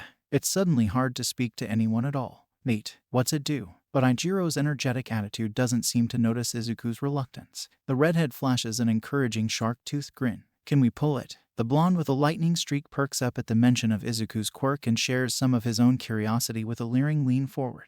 Is it a kinky thing? The short ball-headed boy that hangs out with the blonde chimes in from beside him. And Izuku soon finds himself backing away from nearly all the boys in his class as they all yearn to know about his quirk. He holds up his hands in an attempt to passively ward them off. Gee guys, I'm not very comfortable. Please provide Midoriya with space. But Tenya comes to his rescue by stepping in between him and the other boys so that he doesn't have to do anything else. If he doesn't wish to disclose his quirk's details, then it is not our place to push him. The bespectacled boy adjusts his glasses before glaring at everyone through them that dared to upset Izuku. Ijiro leans back before realizing his mistake and slumping his shoulders despondently. Oh, right, sorry. Midoriya, his apology is sincere as he looks into Izuku's eyes. Yeah, I know what it's like to get teased for having a mutation-type quirk, so I'm sorry if I pressured you or anything. Hunter raises his elbows to show his quirk morphed them into the shape of cylindrical tape dispensers. As an attempt to empathize with Izuku, nobody should feel embarrassed for something they can't control. A boy with a raven's head chimes in to show his support as well. It helps when more mutation types nod along in agreement, like a boy with 6 arms or another boy with an unevenly shaped head. I appreciate it, guys. But it's nothing like that. Izuku lowers his defensive hand stance to assure them before reaching around the back of his head with one to prod at his hair. I'll show you when the time is right. Hanta gives Izuku a thumbs up and another one of what must be his own trademarked grins. Good enough for me. The boy finishes pulling on his gym jacket before standing up to leave. Behind him, the blonde boy with a tail awkwardly scratches his head. I mean, we did just meet, so that makes sense. He shrugs before following Hanta out. We must not dally anymore anyways. Tenya chops at the air like it had also offended Izuku somehow before gesturing for everyone to hurry. Aizawa-sensei is waiting. Oh crud. You're right. Izuku bristles when he remembers the stern teacher and rushes to finish getting dressed. He nearly trips as he slides a leg into his sweatpants. The blonde with the lighting bolt laughs as he passes by. Looks like your tardiness is rubbing off on us, Midoriya. Oh no, I'm so sorry. Which only causes Izuku to panic even more. He tries bowing apologetically while still sliding his foot through the other leg hole of his pants. Ijiro laughs along as he claps Izuku on the shoulder. The boy stumbles but catches himself as the redhead exits. See you out there, man. The slow steps from the only other remaining boy in the locker room barely make an audible tap on the floor's tile as he approaches Izuku. Heterochromic eyes peer out through multicolored hair that split down the middle as he says, your quirk. If you. Izuku waits patiently after the boy's voice trails off. Never mind. The tone turns cold before the boy pushes past. Izuku is left standing alone in the changing room, completely dumbfounded by the interaction. He exhales heavily before throwing on the last of his gym uniform and jogging after everyone. By the time that he catches up to his class, they're all already heading outside. Hey, Kyoka sidles up next to Izuku before matching his pace. What took you so long? And nothing, just took my time getting changed is all. Izuku tries not to glance in the direction of the bi-colored boy as the class congregates. Unbeknownst to him, the boy doesn't share that same sentiment and shamelessly stares at Izuku. You sure it has nothing to do with why that guy over there has been giving you the evil eye ever since you got here? But Kyoka notices another boy staring instead. Izuku follows her gaze to a familiar blonde. Crimson eyes meet emerald green. Izuku looks away. Oh, that's just Ka, and falters when he thinks about the falling out that he had with his childhood friend. Back you go. He and I grew up together, so we have a bit of a history. Izuku tries focusing on Kyoka rather than the blonde as he explains the delicate relationship as briefly as possible. Drama, do tell. But Kyoka's curiosity urges Izuku to continue explaining. Before he can, the two get split apart by the girl with a brunette bob as she tries to get in between them. Sorry to interrupt, but I've been meaning to say ever since I saw you. She turns away from Kyoka to face Izuku in order to give him a bright and bubbly smile. You're that boy that saved me from the zero-pointer, right? Whoa, you took down the zero-pointer. Maybe you are manly. Ijiro perks up when he overhears what she said and speaks loud enough for everyone else to know the same thing he heard.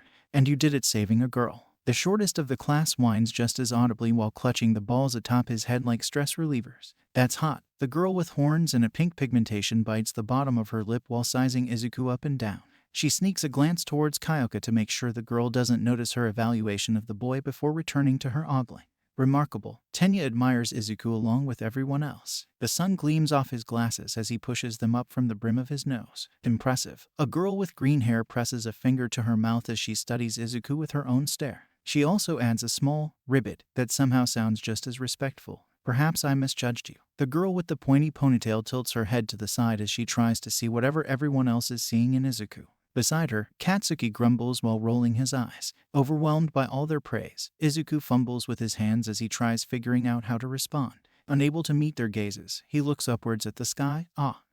Everyone just. I see you're all still stuck on socializing and causing a ruckus, but his sight gets drawn back down to the ground when he hears the arrival of his teacher. Aizawa's eyelids still sag so that they're half shut. His voice sounds just as exhausted as he looks as he says, You're not a very rational bunch, are you? The class collectively bows and apologizes. Sorry, sensei. That was a rhetorical question. Aizawa pinches the skin between his eyes as he closes them. After sighing and shaking his head, whatever. Just be quiet and listen. He gestures to the marked training grounds and begins explaining their presence there. Softball throwing, the 50-meter dash, the standing long jump. Any of those exercises ring some bells. They are your standard no quirk allowed gym tests in middle school. Well, you'll now do them again with your quirks as an apprehension test.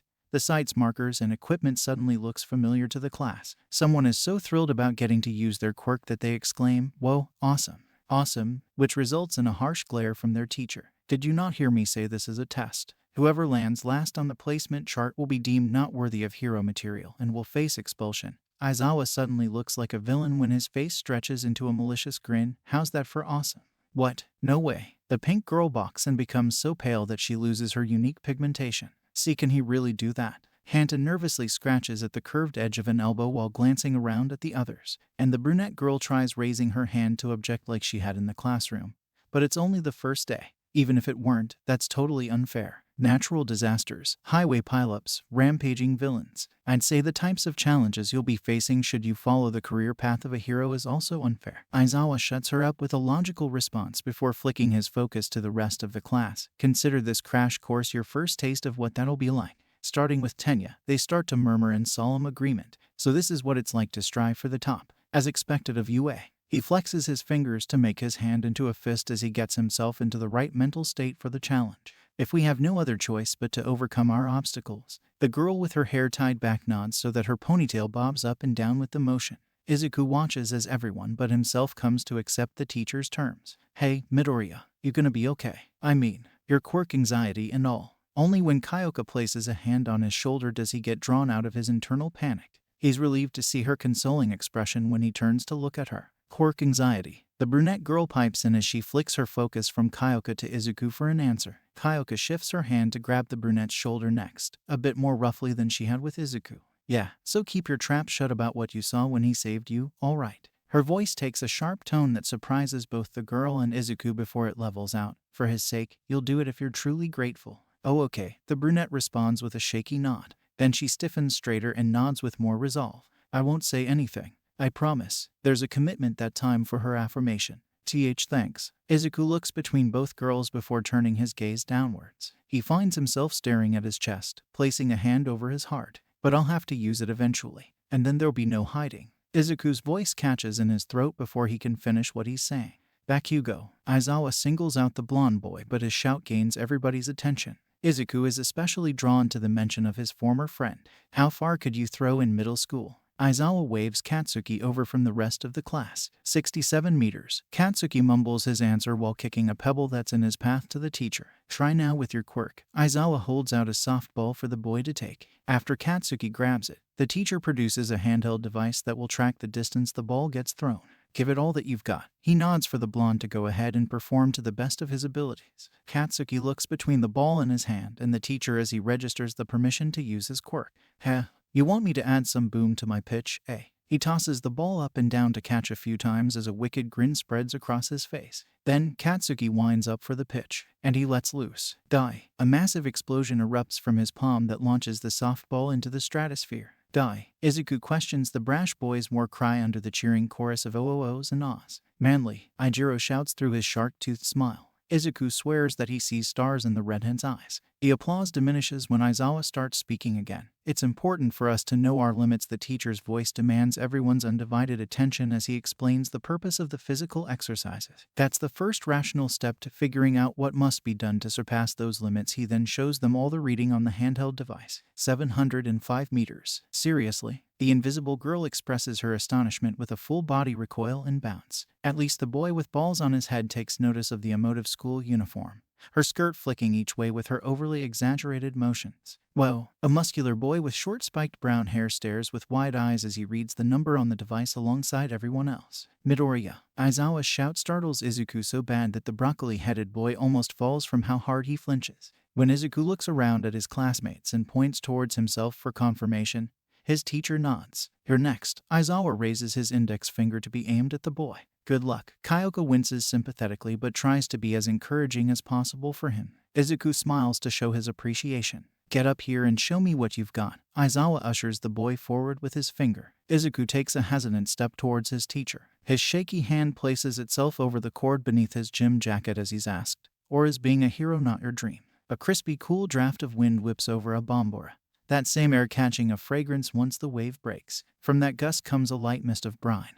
The ocean breeze coating people on the pier with a salty scent. A cheetah catches a whiff of the smell while his owner's errant strands of hair are tossed as roughly as the sea beneath their feet. The rotting posts of the old pier creak with each step as they push through the rush of wind. Izuku holds an ice cream cone in one hand and his dog's leash in the other. He earns a few looks as Bachita trots ahead of him, chainsaw mounted upon the mutt's head held high and proud like a unicorn's horn. The taste of a chocolate scoop is bittersweet as it melts and drips on the boy's hand.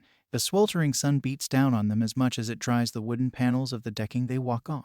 A Ferris wheel moves in slow dizzying spins ahead of the duo, marking the end of the pier. The cheetah yaps at a single seagull that pecks at scraps in a garbage can. The bird flies away frantically, disturbed by the noise. The fry that had been in the winged animal's beak falls onto the floorboards below, abandoned.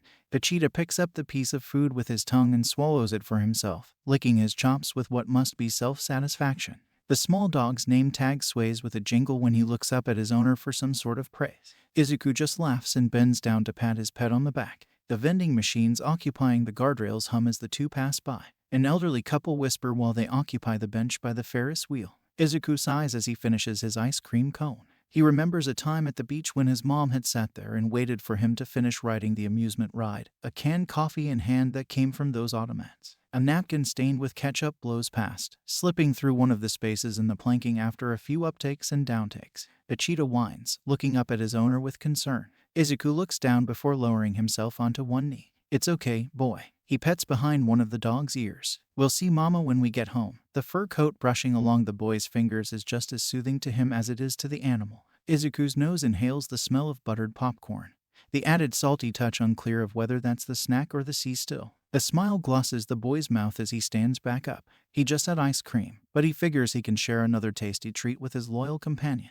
There's just enough yen in his pocket for the small serving size. Before he can approach the vendor to buy himself a bag though, the bliss of the beach is disturbed by alarming yells. Izuku turns his head to see what all the commotion is about. Civilians flee from the back of the pier, racing past the boy and his dog. Izuku searches a bit with his gaze before spotting the reason why. The elderly couple from earlier are cowering under the long blade of what looks like a cephalopodic pirate. The child's eyes widen with shock. He knows what's happening thanks to watching so many videos on the internet, but he's never seen a villain attack in person before, reacting without a second thought.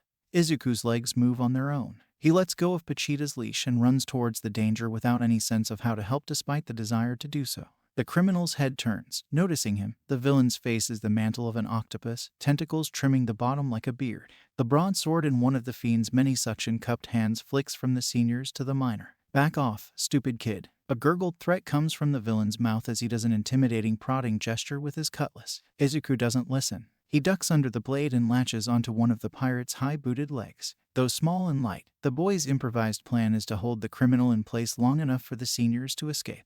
"Run!" Izuku shouts as he interlocks his fingers to strengthen his hold on the villain. He closes his eyes as tight as his grip when the criminal tries shaking him off in protest. "Get out of here!" Izuku yells again in the hope that the elderly couple will listen and use his distraction as the chance they need to flee. When he hears the sound of feet pounding against wooden floorboards, he's relieved to know that he succeeded.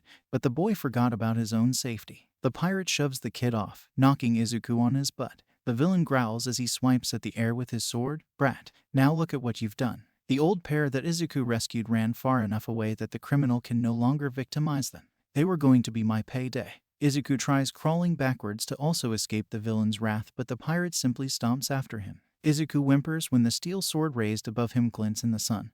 The villain's shadow enveloping him in darkness to see its sharpness all the better. He fantasizes All Might coming to his rescue and defeating the fiend in one blow. He imagines some hero, any hero, swooping in to save the day. He thinks they should have been here by now. The police, at least, could come to his aid. The boy wishes for his mother to be there with him so that she can protect him. The cheetah. But Izuku instead finds his pet dog jumping in between him and the villain.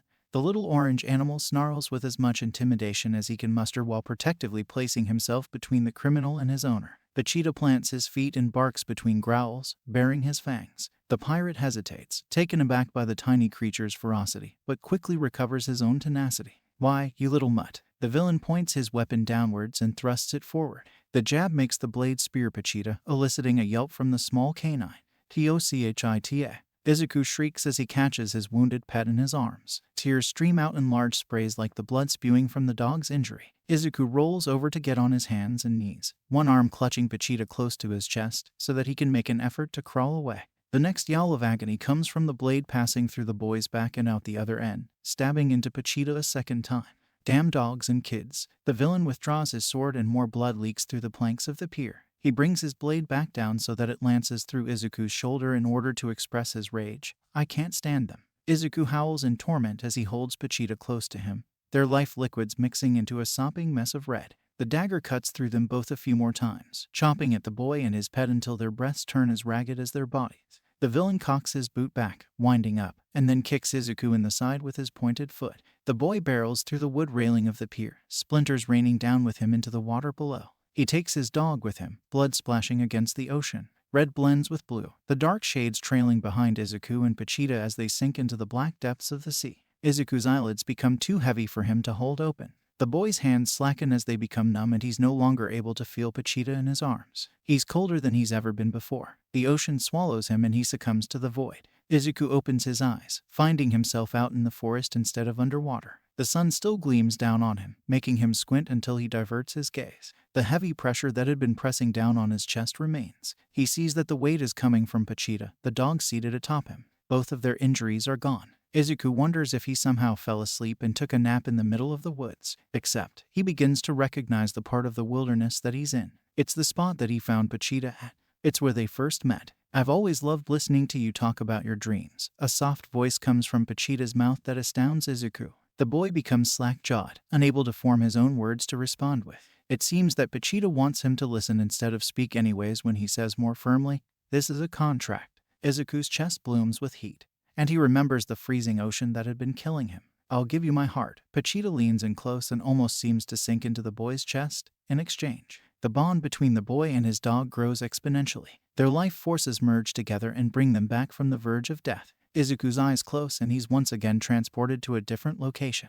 He's back submerged in blood and water, being baptized and reborn. He hears Pochita's whisper in his ear, "Show me your dreams," and wakes up. A virulent transformation bursts forth from the ichor waves, the abrasive sound of chainsaws wailing upon startup. Blood oozes from deep gashes made by the chains of metallic teeth, but the lacerations from the villain's cutlass have miraculously healed. Jagged fangs bear themselves from within the demonic mechanical shape of a chainsaw for a head. Izuku's new form glowers at the pirate that cut him down through the harsh glow of amber eyes. What the foo? The villain gets cut off mid-sentence when Izuku swings one of his chainsaw-bladed arms. Literally, a tentacle appendage flops to the floorboards, writhing as it gushes blood out of the severed end. A harrowing howl escapes the criminal's throat as he clutches the dismembered part of his body. Red liquid oozes over the suction cups that cling to his ripped raw flesh. "You bastard." The pirate speaks with a tremor that matches his staggered steps away from the savage chainsaw child. The bumps of papilli covering the anthropomorphized octopus begin pulsating around the amputated area. Collagen fibers stretch over the torn tissue and begin regrowing skin around the epidermis. "You're lucky that I can regenerate lost limbs." The pirate curses under his breath as the tentacle that was taken from him gets replaced. The new appendage is a duller shade of pink from the rest of his Saracen body. Izuku primes the chainsaws protruding from his arms, revving them with the one attached to the base of his skull. "Good." His voice sounds as demonically distorted as he appears. The villain feels his skin prickle from the chill of the ocean air as the monstrous mutation minaciously growls through the grating noise of chainsaws. "Then I don't have to feel bad about chopping you into calamari." The villain turns his sword to block another haphazard swing of Izuku's bladed arm. The moving teeth grind into the steel, gradually chipping away at the metal. Exhaust fumes seep through the boy's sharpened teeth before he chops upwards with his other arm. The pirate's cutlass snaps in two from the combined sawing motions. The tip clatters against the pier's planking while the other half remains clasped in the criminal's suction cup grip. Izuku slashes at the villain with wild broad strokes, giving his target a chance to evade. That doesn't ease any of the pressure on the criminal though. "Oi, Christ, kid." The trimming of a chainsaw nicks where the cephalopodic man's deltoid should be, ripping into flexible webbing instead.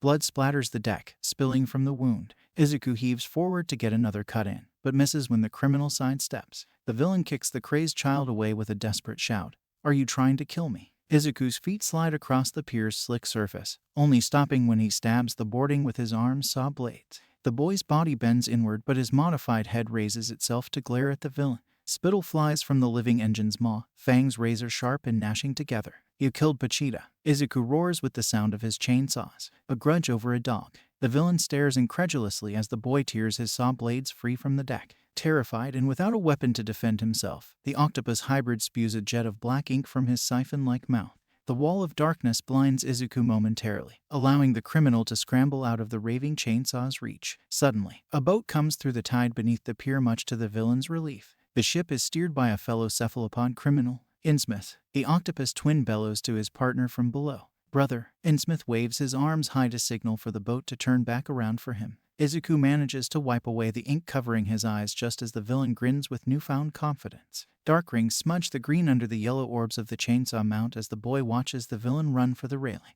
"Pray we don't meet again, kid." Innsmouth hops off the pier and lands on his brother's boat below in order to escape. Izuku takes a step forwards to chase after Pochita's killer, but his leg gives out and he winds up falling forward onto his knees. All he can do is watch helplessly as the villain gets away. The chains on the saws stop running and he lets out a wet cough. The blades begin to retract. Izuku's baby teeth replace the elongated fangs and his face morphs back to its normally freckled state.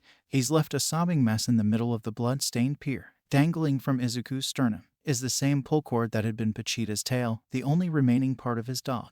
Izuku stares down at the ball within his grasp. His fingers curl around its spherical shape, clenching tightly to not let it slip away. All of his classmates are watching with anticipation after Katsuki's fireworks show, expecting something of equal level. Though his teacher doesn't have any expression other than resting bitch face, Izuku is pretty sure that Aizawa is in a similar state of suspense. There's not much to be done should he transform right here and now, but he knows that he can't just simply toss the ball normally either. Weighing his options, he shifts his hold on the ball. That's when he gets an idea. He opens his mouth to ask Aizawa about the rules of the throw, but something comes out other than words. Warm, murky fluid bubbles up the boy's throat until it breaches the exit of his mouth. A jet of red liquid spills out, the copper taste making Izuku retch. The firm grip he has on the softball suddenly becomes very weak, loosening and allowing it to slip free from his fingers. He hunches over when his sides ache and that pain blossoms into another wave of blood climbing out. Izuku's throat burns more than his ribcage as he coughs on his own bodily fluids. Midoriya. Kyoka moves forward to help her friend as soon as she notices his extreme nausea. But the other students crowd in front of her, blocking her path. They express their own concerns and drown the girl out. "Bro, are you okay?" Ajiro refrains from pushing past the collection of students. His arms extend and retract, unsure of whether to reach out and help or stay back. "Nod your head if you require CPR." Tenya tries shouting over the concerned crowd as he robotically searches with a stiff neck for some sort of medical practitioner. A vein bulges from Aizawa's forehead before he has enough of the commotion and silences them all in one fell swoop. "Everybody just calm down."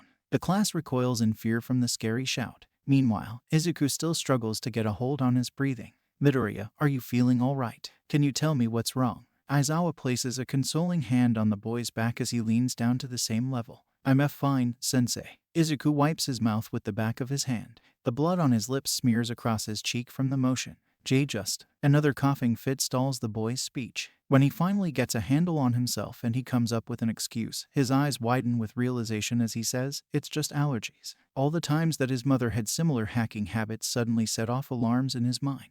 Allergies don't cause internal bleeding. Aizawa pinches the bridge of his nose as an exhibited sign of vexation.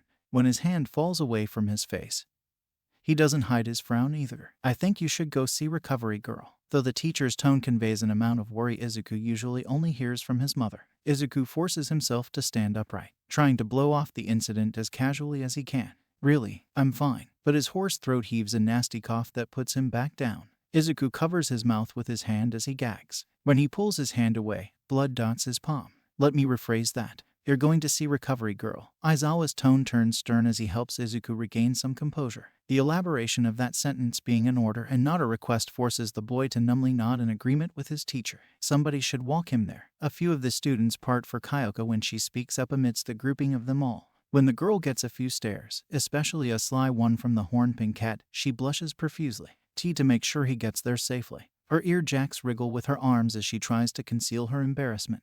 Tenya stiffens into a statued stance. "Excellent idea. I volunteer," oblivious to the girl's mortification as he offers himself for the suggested duty. "I could take him." The boy with multicolored hair surprisingly proposes himself to perform the task as well. though his demeanor is far more casual than the bespectacled boy's. I was thinking maybe myself. Kyoka timidly taps the tips of ear jacks together the way one would with their fingers. The shy stature and quiet voice would have gone unnoticed if not for her pink classmate's shit-eating grin. Or I could. The pinkette teases her peer by getting up in Kyoka's personal space and wiggling her eyebrows suggestively. Nobody needs to go with him. But Aizawa puts a stop to the fun with his usual grumpy attitude. The teacher turns towards Izuku and turns down his temper to ask, "You're capable of getting to the nurse's office alone, right?" "Why yeah, I'll be fine." Izuku shakily nods before facing his class and forcing an assuring smile. "Thanks for offering though, everybody." "Of course." Tenure returns the smile with one of his own. But Kyoka's having a hard time showing any equal optimism. She quells her worries well enough to look Izuku in the eye and say, "You'd better be okay." To which Izuku gives her a single nod in response. Well, first day and someone is already about to croak. The blonde with a lightning streak in his hair whispers to the bald-headed boy beside him. Then he realizes there's a girl that resembles a frog on his other side and awkwardly whistles. No offense. He scratches his head nervously with a forced laugh in a failed attempt to make the wisecrack slide. As Izuku heads for the facility doors to go back inside, he notices somebody watching from the sidelines of the field, recognizable by the man's extremely gaunt appearance. The boy recalls the skinny blonde as the person he'd bumped into while looking for his class in the halls. Though the odd fellow's eyes are sunken in, bright blue orbs find Izuku's eyes and convey compassion. A breeze brushes through Izuku's green curls as he passes by the man's hiding spot. Then he steps inside UA and leaves the blonde behind. Though he's curious about the stranger watching the performance of he and his classmates' quirks, he's far more concerned about the recent revelation of his mother hiding her bloody cough from him. That is, if his hunch about her using the same excuse as him is true. The boy's thoughts linger on his mom's well-being as he heads for the nurse's office and not his own, despite a few more wet coughs escaping his mouth on the way there. When Izuku finally reaches the closed entrance to Recovery Girl's small infirmary, he overhears the tail end of a joke muffled by the barrier. "Did you hear about the guy who lost his whole left side? He's all right now." The comedian's voice is one that the boy is all too familiar with, that he knows exactly who's on the other side of the door before he slides it open. Present Mike sits on the edge of a medical mat where he has the old nurse giggling.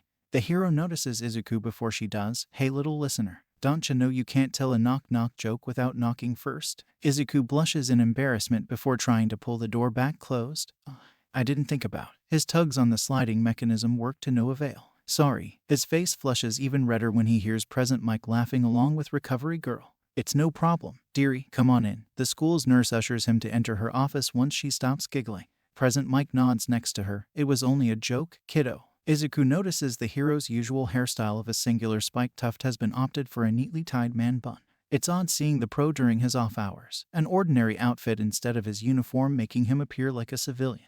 Don't tell me you ain't got a sense of humor. Mike must notice Izuku's staring since he takes to twirling his pencil stash like it's a nervous tick. "Oh, I dunno how I didn't realize. I listen to your podcasts all the time." Izuku jumps to assure his idol that he didn't take any offense before bashfully rubbing the back of his head and admitting his stare was starstrucken instead of solemnity. Hearing that, the hero perks up with a widespread grin. "Ho, a fan, eh?" He snatches a sticky note from a dispenser and steals a pen from Recovery Girl's white coat before asking, "What's your name, little listener? I'll give you an autograph and a shout-out the next time I go live." Izuku's head nearly snaps off from the amount of whiplash that goes into his eager lean forward. Really, that'd be amazing. Tiny glimmers of light dance in his eyes like stars twinkling in the sky. Present Mike laughs before gently bopping the boy on the head with his pen. "Not without your name, it won't be." "Oh, right." Izuku slaps his hand against his face when he realizes his mistake. Then he quickly bows in order to properly present himself. "My name is Izuku Midoriya, sir." Recovery Girl shakes her head in disbelief. "No need to be so formal with this goofball." Midoriya the nurse gestures with her specialized cane towards the hero. "Asashi here is probably more childish than you are." Before handing him two small white devices, "It's a wonder Nezu ever allowed you to teach." "Hey," Present Mike defensively whines despite not actually taking any offense to the teasing. His voice reverberates throughout the small medical station, shaking the window's pane and nearly causing the glass to burst. "I told you to be cautious about using your quirk when you get too rambunctious." Which earns the hero a smack on the head from Recovery Girl's walking stick. Due to the cane's abnormal size and depth, it leaves a giant welt on the man's skull. "It's shouting like that which led you to needing those hearing aids." She gestures to the two tiny objects that she handed him as though she never walloped him though. Hearing aids. Izuku disregards the nurse's poor bedside manner for the same reason. He's intrigued by the 2 pods that the hero sticks into the crevices of his ears. He wouldn't be here if he didn't damage his hearing with his own quirk all the time. Recovery girl tuts with a wag of her cane. The blunt object's movement puts the hero on edge, making him wince reflexively. One of my drawbacks, kid. Everybody has them. Mike chuckles to calm his own nerves before snapping his fingers together and pointing towards the boy. But don't go telling anybody about it, okay? It's our little secret. Oh, of course. I won't tell anybody. Izuku nods like a bobblehead that's been jostled to work to show his allegiance. Returns him the hero's autograph as an award. Now, why are you here, young man? Recovery girl diverts her attention from present Mike to address Izuku once she's finished finalizing the man's report. The elderly woman adjusts the visor fixed to her face like they're glasses to get a good look at her patient as she mumbles. That hard-ass wouldn't have sent one of his students here during class if it wasn't for good reason. Izuku's eyes widen in shock when he hears the way that Recovery girl refers to his teacher. Oh, Aizawa-sensei ain't so bad. He feels obligated to defend the man after seeing how concerned Aizawa had been for him. Mike laughs hard. He laughs so hard that he has to hold his stomach with one hand and slaps his knee with the other. Good to know you've already seen through his tough guy act. The hero even has tears in his eyes that he needs to wipe away with a flick of his finger. Hush, let the boy finish. Recovery girl gets him to quiet down when she threateningly hoists her cane over her head. Mike recluses with his arms defensively shielding himself as he nods to show his surrender. Izuku blinks as he witnesses the odd interaction, but he shakes it off just as quickly as it passes. I just started coughing up.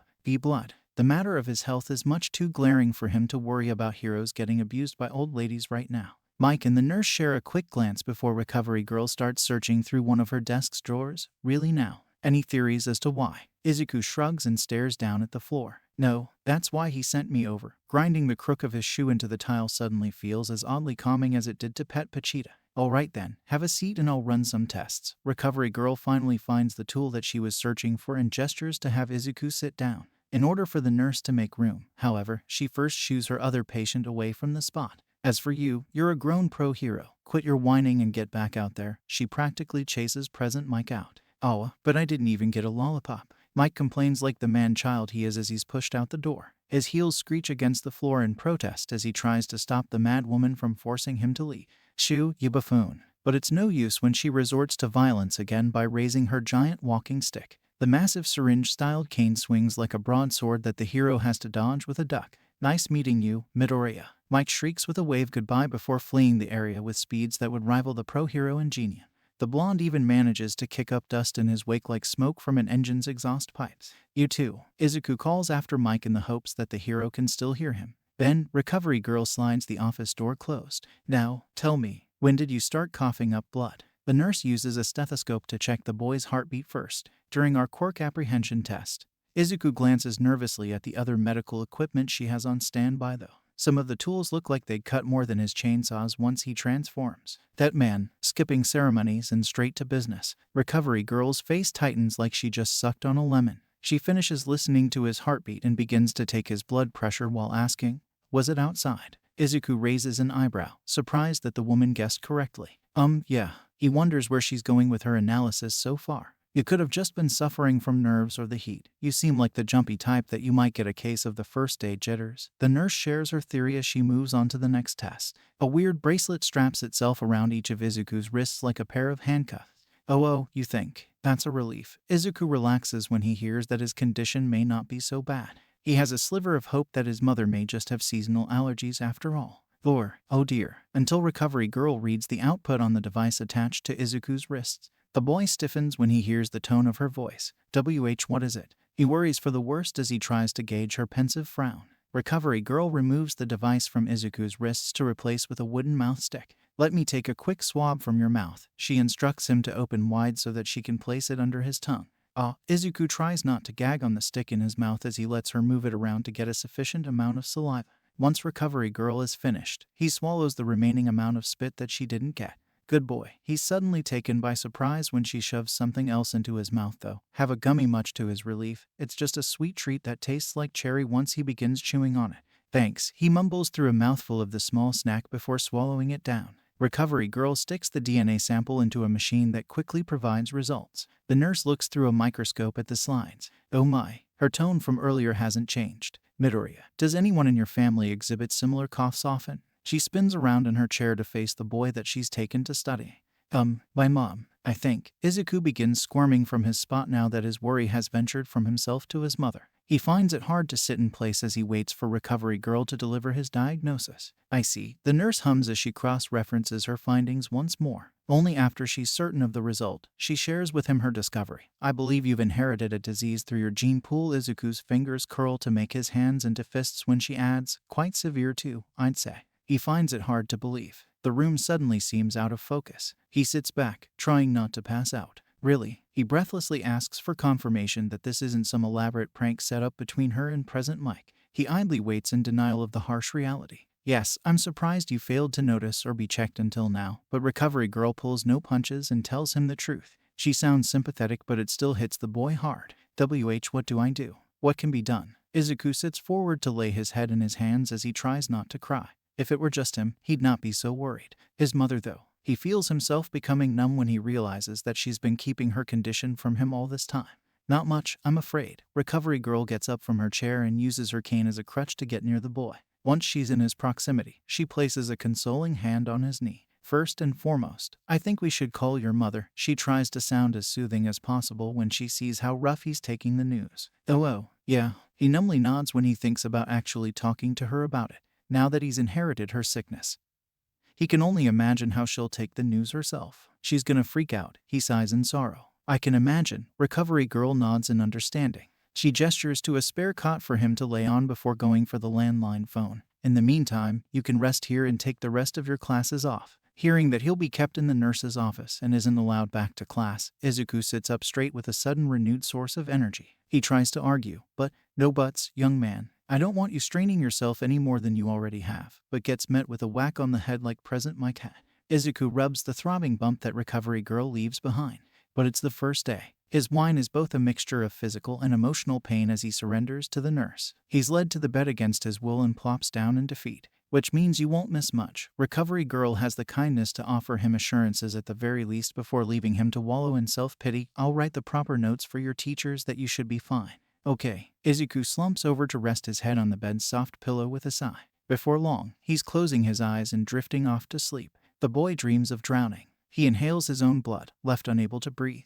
All that he can see is a deep depth of red. The liquid washes over him as he sinks deeper and deeper. He can't swim no matter how hard he paddles. There's a scream that bubbles up in his throat, but it comes out as a silent cough. And then, he looks down at his chest, feeling the warmth of his heart. The string that hangs from his sternum floats in the clouded crimson sea. Izuku grabs the small handle and pulls. Vegeta. Izuku shoots up from his bed in a sweat. His body heaves as he breathes heavily. Every pant as rugged as he looks. The green curls atop his head are matted down, just as drenched as the rest of himself. Izuku looks down to see he has a finger interlocked with the small handle of his chest's pulley string. A strange sound escapes his mouth, a mix between a sob and a choked cough. Then he lets the wire go and falls back down onto the cot. It's not his own. He remembers, he's in the nurse's office. The clock in the corner shows that hours have passed since he fell asleep. His mother should be arriving by now. Izuku climbs off the cot and looks around for Recovery Girl. When he sees that the nurse is nowhere to be found, he works up the courage to slide open the office door himself.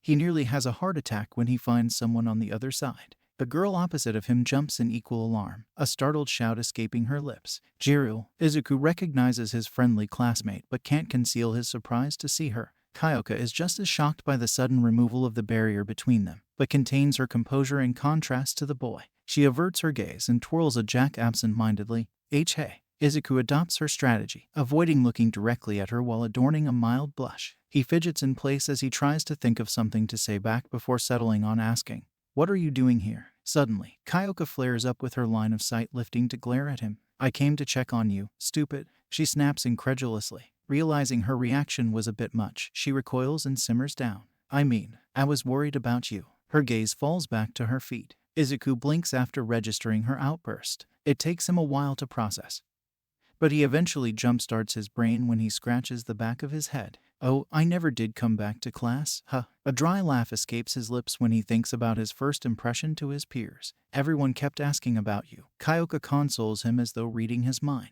When Izuku hums skeptically, she shrugs. "Well, mostly everyone." Her own laugh is just as null and void of humor. Like you said, that wasn't my best impression to make on the first day. Izuku means to sigh but groans instead as he places his head in his hands. Could have been worse. Kyoka tries assuring him again with a shrug but then remembers that he can't see her with his hands covering his eyes. She tries cheering him up another way instead. I took some notes for you. Oh, thanks, which does manage to make him look up at her. He pauses and asks, so, classes are over, huh? Kyoka nods in confirmation before tilting her head to the side.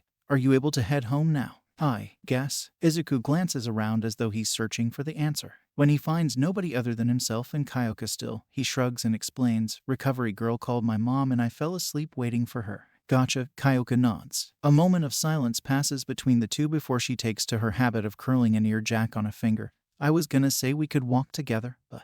Izuku offers her a smile as he responds, maybe next time. Next time, to which Kyoka agrees and smiles in return. Her lips level out as she looks past Izuku and remembers they're standing outside of a medbay. Hey, can I ask you what that cough was all about? Izuku's mind buffers, the boy caught off guard by the question. He looks away, mulling over his answer in his head. He suddenly understands, to an extent, why his mother had kept her illness hidden from him. It was nothing major. He blows off the matter by forcing his smile to come back. I'll be fine.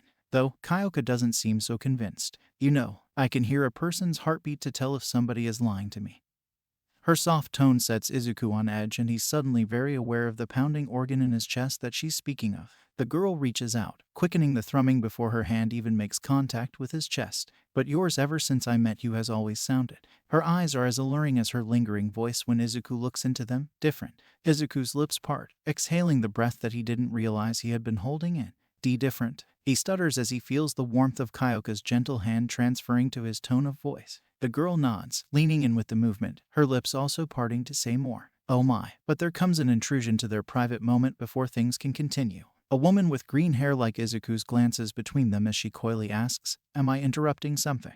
Mom. Izuku jumps back at the same time that Kyoka retracts her hand. He stares at his mother like a deer that's been caught in headlights, his face as red as a tomato. Kyoka matches the boy's hue, glowing like a red ruby. She flails about in such discomposure that Inko can't help but be reminded of her son as she squeaks out, Mrs. Midoriya. I mean, you must be. Please, call me Inko, dear. The brunette gives Kyoka a polite smile before shifting her focus to her son and changing her expression to something far from a smile. Izuku hasn't done me the pleasure of telling me your name though. Izuku's panicked reaction and then pleading glance urges the girl to answer, Kyoka. Kyoka Jiru. Embarrassed enough for one day, she starts backing away and gestures with a pointed thumb over her shoulder. I should probably go. Of course, you wouldn't want to keep your parents waiting. And Ko bows to bid her a farewell before waving goodbye. Lovely meeting you. Why you too? Kyoka shouts over her shoulder before taking the chance to flee. Bye. Jiru. Izuku whispers to himself as he lowers the hand he was about to wave with. Abandoned by his friend to his mother's vices, he accepts his fate by bravely facing his mother head on. Well, and here I was worried about my baby the whole way here, just to find you getting all lovey-dovey with a girl. She crosses her arms and gives him a disappointed stare as opposed to an angry rant though. Izuku is caught off guard, but quickly recovers. I wasn't lovey-dovey, Mom. She's just a friend. He waves his hands in denial with a matched shake of his head. He winds up casting a look down the hall to make sure Kyoka didn't overhear them. Tracking his gaze, Inko raises a brow. For a friend, she sure did enjoy feeling up your chest. And smirks when she sees the boy's blush return. She laughs at how easy it is to get one over on him. Mom. Izuku whines indignantly to make her stop. When Inko's finished teasing her son, each of their faces level out and they both become serious. Mom. Izuku meets her gaze and takes a tentative step forwards. Why didn't you tell me you were sick? Oh, Izuku. Inko's eyes water as she holds her son's stare. I'm not sick. Her response almost relieves the boy even though he knows it's a lie. Although, he can tell by the sad tone of her voice that she's not well. He's not fooled when she pulls him into a hug. It's until Inko says, I'm dying, that he realizes she was just clarifying the severity of the disease and not telling him she'd be okay. Things wouldn't be okay again for a long time. A searing sensation of pain pulls at his face, taking the rest of his head with the force. All of the structure to his neck tightens, straining with the arched backwards drag of parabola. No longer can he see anything but the blue sky, colors blotting his vision with the clouds. A thin wire swings in the air, reflected by a dim beam of sunlight. He can't locate his torso or his legs, but he knows they're falling with him thanks to that skinny little string. As he descends, he can feel his chest tightening. The boy's bated breath quickens while he braces for impact. The bright atmosphere above him darkens as it's covered by a cement ceiling. When he touches down with the mixture of gravel and dirt beneath his body, He stares straight upwards at the bottom of a bridge. A canal runs behind him, the flow of the river's resonating sound flooding his ears. Then the cackles of bullies break through his hearing like little popping bubbles. His vision swims and he feels like he's drowning when a warm liquid dribbles down from his right nostril, the same way he had been dragged here against his will. Izuku is manhandled by the group of 3 other boys to get propped upright. Izuku's view of the overpass belly shifts to his tormentors. Suddenly, his brain registers the reason why his face is laced with so much pain. He had been punched. He thinks his nose is broken, but the bullies won't let him check. Overly extended fingers grip the back of Izuku's head to hold it in place, the nails digging into the boy's scalp. The stretched appendages belong to a bully whose school uniform is unbuttoned and disheveled, the delinquent fashion sense topped off by a backwards cap. He goes to alter a junior high the same as Izuku.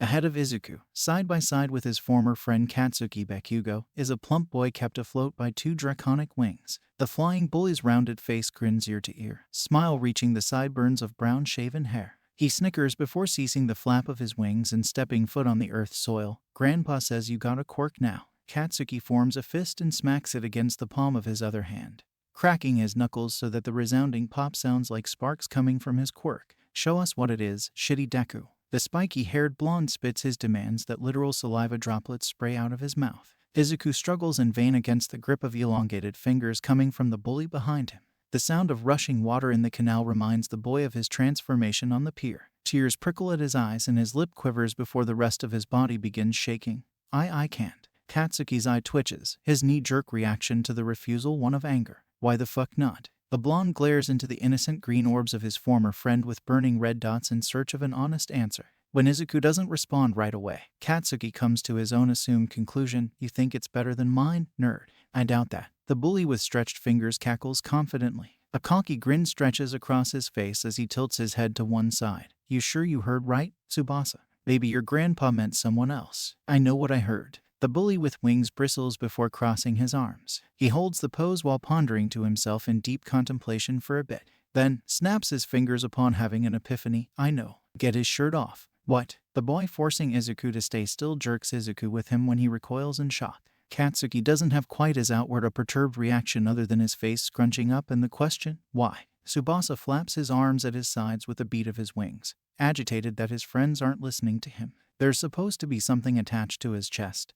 Just do it. He begins stomping towards Izuku to prove his claims himself. However, a grin finds itself on his face when Katsuki comes with him moments later. And no, wait. Izuku's eyes widen when he sees the 2 bullies reaching for him. He twists and turns his body so that they have a hard time removing his school blazer. The resistance is met with extra force, the 3rd bully's fingers clinging to him tighter. Hold still, fucking Deku. Katsuki complains when Izuku successfully makes the fabric of his shirt slip through the blonde's fingers. The bully's victim only prolongs the inevitable though. Eventually, Tsubasa's and Katsuki's combined efforts rip Izuku's top covering off. A string dangles from the boy's bare chest, earning a sneer from Katsuki. What the fuck is this shit? Whoa, talk about lame. Tsubasa gives the wire an unimpressed look. It had slipped free from Izuku's clothes when he had been punched, but the winged boy and the other bullies had failed to notice it until now due to how small and thin it is. Katsuki turns his head side to side, giving the anatomically incorrect attachment a more analytically critical stare. The blonde's eyes squint until they can't narrow anymore without closing.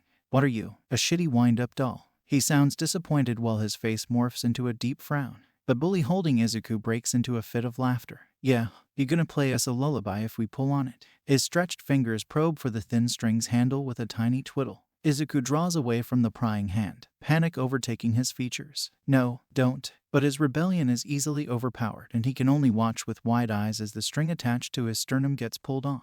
It's not Izuku's words that sputter, but the ignition of chainsaws that rev themselves to life. Metallic teeth wrest away the flesh of the boy's forearms, the mutilated meat making way for the bar that cleaves between his ring finger and middle finger. Blood doesn't just gush out. The liquid bursts forth in violent jets of red. Izuku's face is torn down the middle, ripped apart until the mangled flesh caught on the suddenly sprouted saw's chain flings off the sharp bits of steel and splatters into the dirt. Pointed fangs and a yellow glare surfaces from the groom. Holy shit. The boy that had been holding onto Izuku loses his grip immediately. He retreats from the chainsaws to hide behind Katsuki and Tsubasa. What the fuck? Katsuki is aghast by what he sees. Sweat dribbles down his forehead and he pants heavily, overwhelmed by the heat of what feels like a dangerous fire that's just been lit. Izuku recluses from them, pointing the chainsaws sprouting from his arms downwards so that they do no accidental harm. I told you not to. His voice holds an echo of how he'd usually sound that matches his mannerisms, but there's a malformed quality to it that still leaves the bullies wary. Don't be scared. I won't hurt you, I swear. Izuku's sharp teeth glisten with his own blood. This is crazy. Tsubasa takes a step back to put some distance between the chainsaw boy and himself. The wings on his back quiver, ready to take flight should he be forced to choose between fight or flight. Izuku's chainsaw-mounted head swivels towards Katsuki, desperation radiating from the yellow orbs that serve as his set of eyes. The blonde boy flinches back when he meets the stare, but he at least recognizes the pleading shout that comes from the demonic visage, Kaken. Fuck off. I ain't scared. Katsuki snaps when he hears the annoying nickname that the nerd had given him when they were younger. He's reminded of the timid boy that he grew up with as a neighbor and looks past the chainsaw transformation.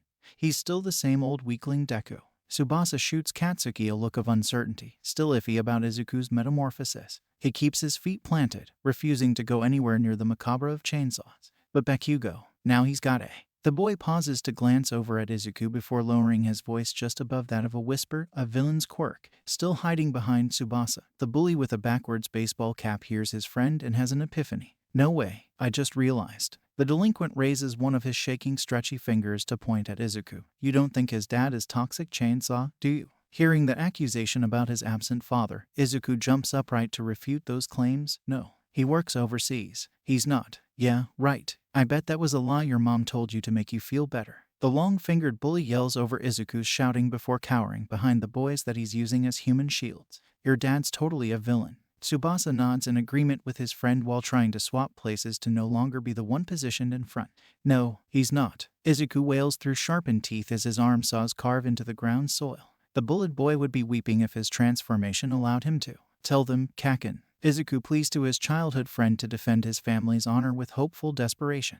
Katsuki holds his tongue, staring at the bizarre monstrification of Izuku Midoriya.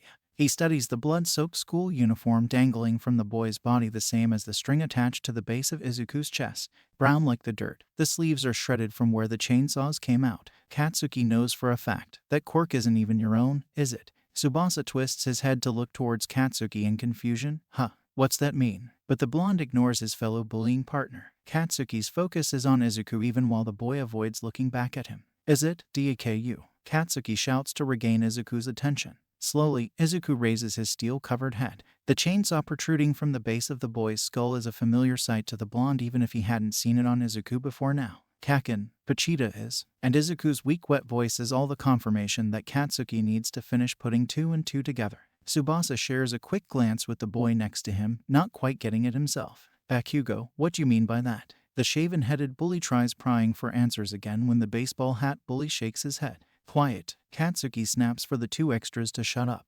Then he looks back at Izuku and asks about the nature of his childhood friend's quirk. It was your shitty dog, wasn't it? Izuku rests his head on his hand, propped up by an arm. The boy's gaze is cast down at the lead of the pencil in his other hand that scribbles back and forth. Instead of taking notes during his classes, he's currently doodling on the paper atop his desk. Today is proving no better a day of school than yesterday despite the regular lessons thus far. He can't focus with his mother's poor health on his mind either. When Present Mike urges everyone to participate, alrighty, everybody get those hands up if you know the answer to the question. Show me some spirit. Izuku keeps his head down like everybody else. The hero does his best to make the lessons as entertaining as possible, but Izuku just isn't in the mood. It's not until the afternoon when hero training is scheduled that the boy becomes more alert. A gust of wind blowing through the door instead of the window raises the hairs on his neck. Heavy footfalls announcing a huge presence catches his ears. The green in his eyes becomes more vibrant when he looks upwards. The number one hero, All Might, enters the classroom.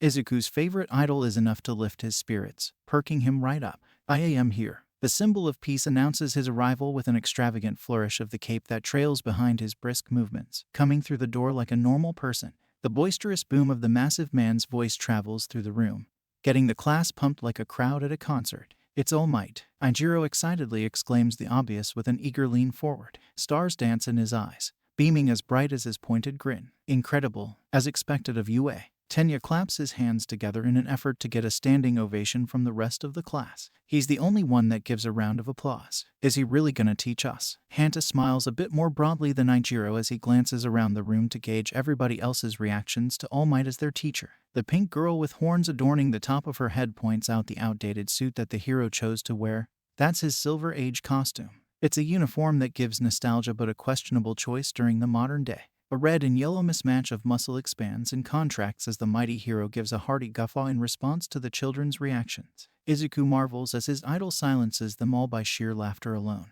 commanding respect without throwing around his authoritative position. It's good that you're all so lively. You're going to need the energy for today's activity. All Might reaches behind his back before brandishing 2 cards in each hand. Kanji reads training on the left and battle on the right. All Might sweat drops before switching the 2 and correcting his presentation. Battle training. The announcement gets the class hyped enough to completely overlook and dismiss the mistake, much to the hero's relief.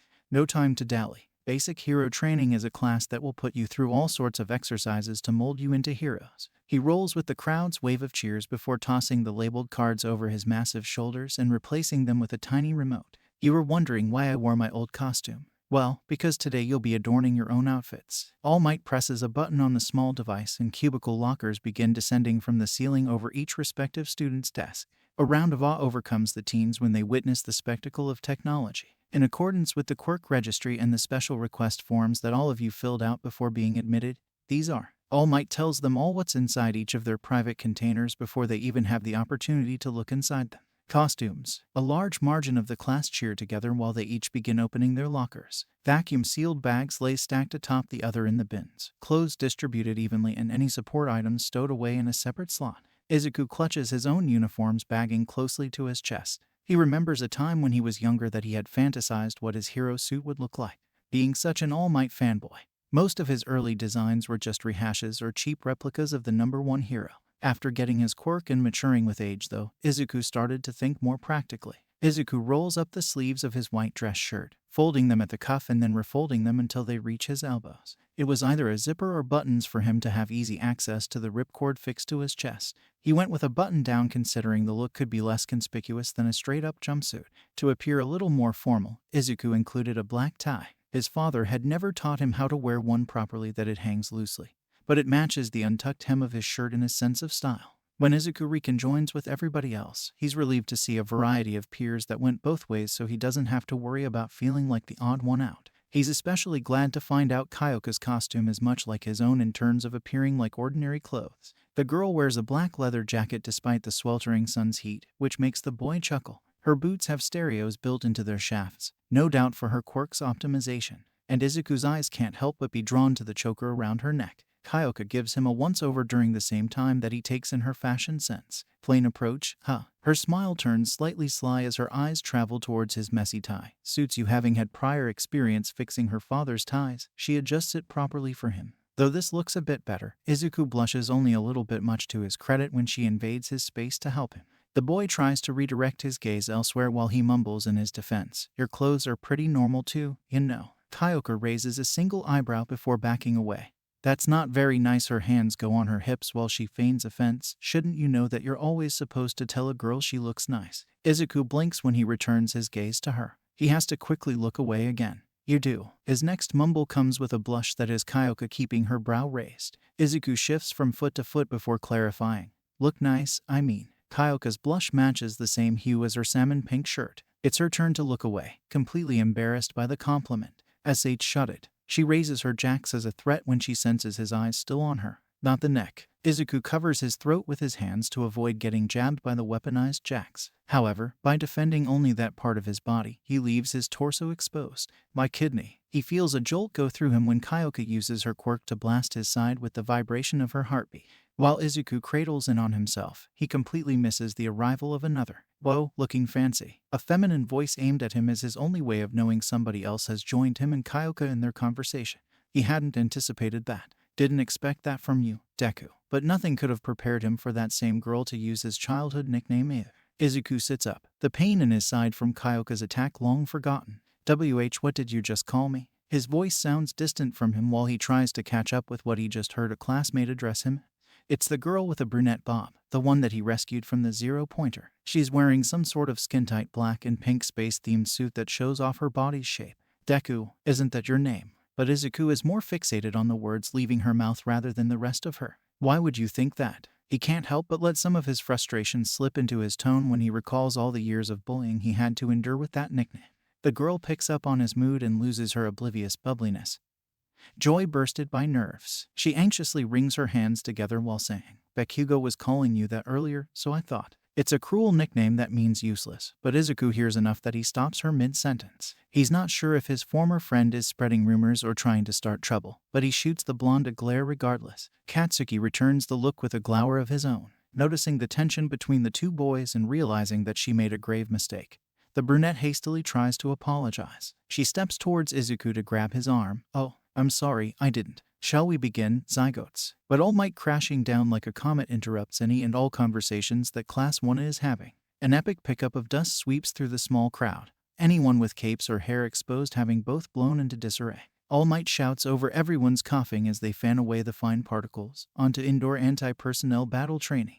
But we're outdoors. The girl resembling a frog tentatively raises her hand to gain All Might's attention. She notably wears a green wetsuit to match her theme and overall aesthetic. All Might scratches the top of his head, between the two large tufts of hair that spring up like a set of bunny ears. Well, villain battles are most commonly seen outdoors. However, statistically, the most heinous of villains are more likely to hide away indoors. He gestures to the buildings that they'll soon be entering as though that resolves the girl's comment. But all the hero does is pose more potential inquiries. They are. A disembodied voice comes from somewhere amongst the collection of students. It takes All Might a moment to realize the person that spoke is completely invisible. Only a pair of shoes and gloves to prove their existence. How come we never hear anything about that? A boy with a fit physique like his teacher glances around at his peers as though they might know the answer to his question. Black market deals, house arrest, the works. The clever villains lurk in the shadows. Trust me. But All Might beats them to the punch. Before any more interruptions can stall his momentum, the hero carries on with his lesson. You'll now be split into hero teams and villain teams so you can face off in 2-on-2 indoor battles. So no basic training. The frog girl tilts her head to the side inquisitively without raising her hand for permission to speak this time. All Might clenches his fist as though he's crushing a stress ball that nobody else can see while he blows off the question with the answer. Practical experience teaches you the basics, like the robots during the entrance exam.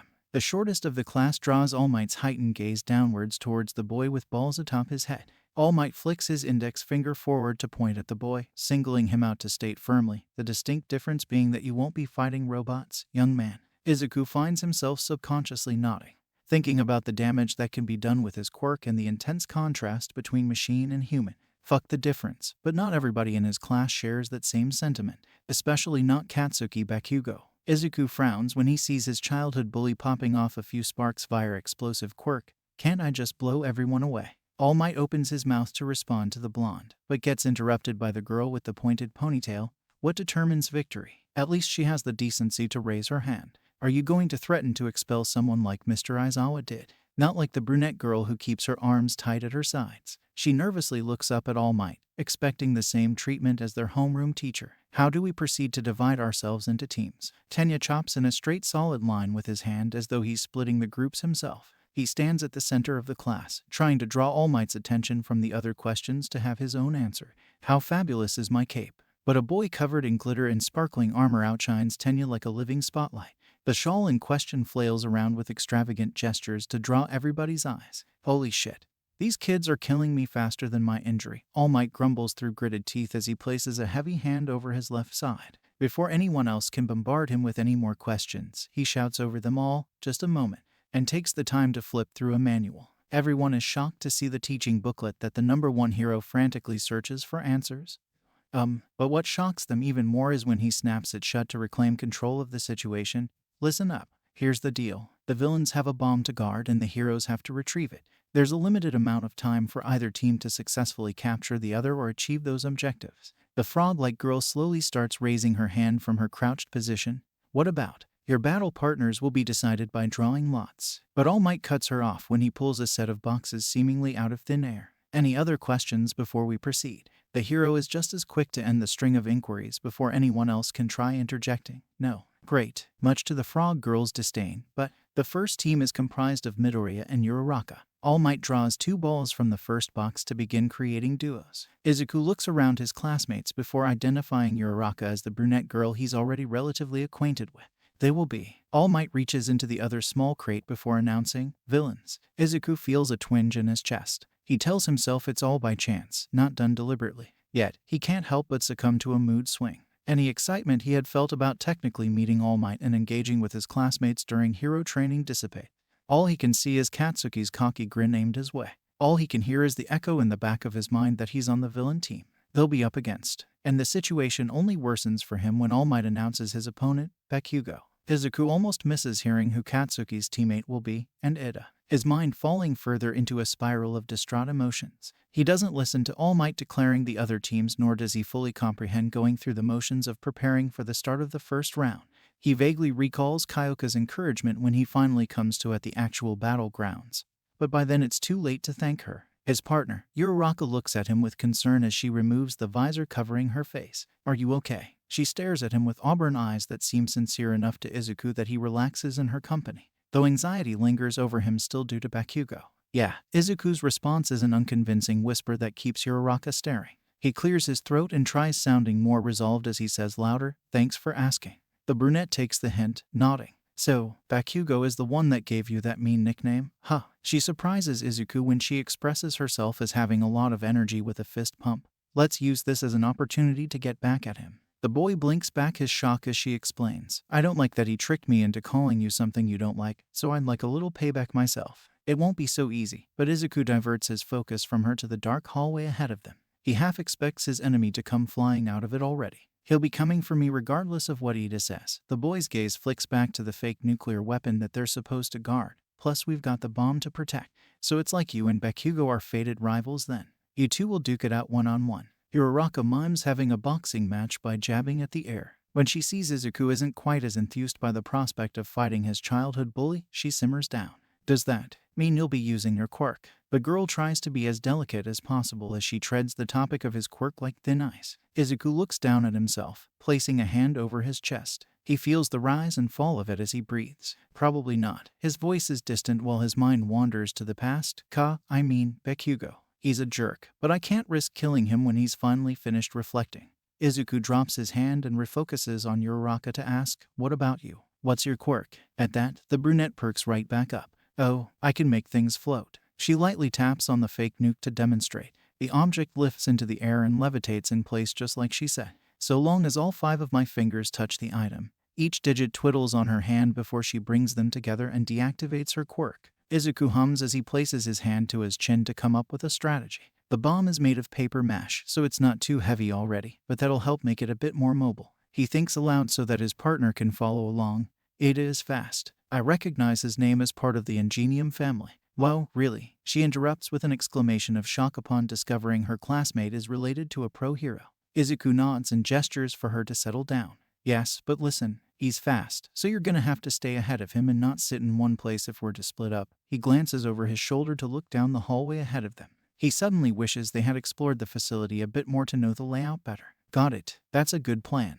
Uraraka nods along and gives her teammate a thumbs up in approval of his idea. She doesn't share his concerns about going into the battle ill-prepared, and he doesn't have the chance to change that problem since the buzzing alarm that indicates the match has begun goes off right then and there. "I'm glad you think so, cause we just ran out of time to come up with another one." He sighs solemnly as he runs a hand through his hair in worry. "Good luck." Uraraka remains optimistic though. She uses her quirk on the paper mache nuke and starts carrying it upstairs. "You too," he responds just loud enough for her to hear before heading in the opposite direction. He figures the least he could do is try luring the enemy team away from her to stall for time. Izuku waits until he's descended a few floors before pausing to remove his shoes. He hopes that this will stop his footfalls from echoing every time he steps on the concrete ground. He also stops to undo his tie, wrapping the cloth around a hand before closing it into a fist. The moment of preparation quells some of his nerves before he continues moving stealthily down the stairs. When Izuku rounds the next corner though, he has only a mere second to react. An explosion aimed right at his face blinds him as he ducks down to avoid taking the full brunt of the blast. The force of the detonation drives him back and some of the fire is just too close to avoid that his clothes get singed along with his hair. Through the ash and soot is none other than Katsuki Bakugo, the blonde boy's outfit comprised of grenade gauntlets and tactical military gear. "Nice dodging, Deku." Katsuki grinds out a sarcastic snarl through gritted teeth. Izuku spares a look behind the savage boy to see if Tenya is with him but figures the blonde must have gone rogue when finding nobody. "I knew you'd come for me alone." Izuku doesn't know whether to smile or sneer back at his old friend turned bully. He settles for a bitter laugh while getting into a fighting stance. Katsuki rears his right arm back, winding up for a punch. "I'll fuck you up just enough not to get disqualified." But his cocky approach is intercepted by Izuku grabbing onto the arm and using it against him. The blonde is hoisted over Izuku's shoulder and flipped onto his back. You always lead with a right hook. Izuku explains how he was able to see the boy's move coming from a mile away before raising his fists to continue the fight and fixing his opponent with a glare. I've seen it enough times to know. You fucker. Katsuki angrily gets to his feet to attack again. The rage-fueled charge is something Izuku sees coming in advance too. He pulls his tie through each hand to extend it while bending low to counter Katsuki. Izuku then uses the thin cloth to trip the blonde by wrapping it around his ankle and pulling. Katsuki stumbles, landing on his shoulder before righting himself. The blonde's instinct takes over and he lets off a controlled blast to ward Izuku away. Though small, the explosion takes its toll and blows Izuku into the nearest wall. Smoke billows between both boys as they heave themselves to standing positions. Use your shitty dog's quirk already. Katsuki lashes out with more miniature bursts. Izuku leans away from them, avoiding the full force of the blasts. His clothes continue to get scorched though, along with the blemishes across his skin. A boot plants itself between Izuku's ribs, kicking him into the handrail of the staircase thereby. You don't belong here with that villainous quirk. Katsuki's shouts are louder than the ringing in Izuku's ears as he dodges the next assault. I quote him the villain. Izuku gasps as he staggers back. His face contorts into an angry expression that challenges Katsuki's. You're the one who can create explosions and use them to terrorize me when we were younger. His bitter bite is met by a roar from the blonde before another eruption of flame destroys a wall's foundation. Izuku rolls across the floor, fragments of cement pelting him when he lands on his back. He hardly has the time to turn over before Katsuki pursues him with another assault. I'm gonna bring the villain out of you and show you. Izuku takes a punch that rattles his jaw before being blown into another room. The explosions coming from Katsuki up till now were deliberate, each one meant to destroy the cameras recording their battle as much as they had been directed towards Izuku. If you're worried about everyone else seeing, don't worry, I only want you to realize the truth about yourself. Katsuki stomps towards the impact hole he created to yell into it. He hoists the heavy gauntlet attached to his arm upwards to rest in his other hand. The pin to the grenade-shaped device rests on his finger like a trigger. The dark smog wafting from the damaged infrastructure conceals Izuku, but Katsuki knows the boy is somewhere in there. Come here, Deku. Let me teach you how we do battle in the hero course. Katsuki yells into the void again to goad his enemy. A grin overcomes the blonde's facial features when he hears vitriolic vengeance reverberating as the sound of a chainsaw's ignition. The flurry of spinning metal teeth that barrels through the smoke yells back, "Come on then, teach me." Izuku's head sinks into a palpable pillow, heavy thoughts weighing heavily on the soft cushion just as much as the boy. Beneath him are equally supple bedsheets, his fatigued form laying still. The only movement made is the slow slide of his fingers along the string attached to his sternum. Izuku's skin feels the wire, his hand running up and down it to keep himself aware of its physical existence. The small cord is the exact same that had operated as Pachita's tail. The boy can tell not just by look, but also by touch. He lays atop his bed, sleepless from how many nightmares made him relive the incident in which he lost the dog. He may have gained a quirk, but the pulley connected to his heart feels like something he could use to pull it out at this point. For all his years that Izuku longed for a quirk, he would have never traded a life for one, human or animal. The cord is coarse, as rough as reality. It's not soft or comforting like Pachita's fuzz had been or the cushioning he lay on now. The dangling of the wire matches the unease of his mind as he thinks about his quirk. He'll always be grateful for Pachita's sacrifice, unwilling to let the dog's death be in vain, but he also feels condemned by his new power. The ridicule Izuku underwent when he was quirkless is no better than the treatment he's received being called a villain. It's just that the boy can't help but feel the quirk isn't his in the first place. When somebody says his quirk is villainous, he feels as though they're saying Pachita is villainous and not himself. He'd rather they just blame him even if that's what they mean. Izuku is drawn from his rumination by the light rap of someone's knuckles on his door. When it pushes open, he's not all that surprised to see his mother on the other side. Neither of them say anything, an ambient noise filling the silence instead. Inko eventually takes the initiative and closes the distance so that she can sit on the edge of her son's bed. Once she does, she takes to coddling him as usual. Her hands stroke at his head, fingers coursing through his curly green hair. "Wanna talk?" Inko speaks in a soft, soothing voice that treats her son as delicately as her petting strokes. Izuku responds with a small, insipid shake of his head anyways, which leads the mother to sigh and say as coaxingly as possible, "You know it's not good to hold it in."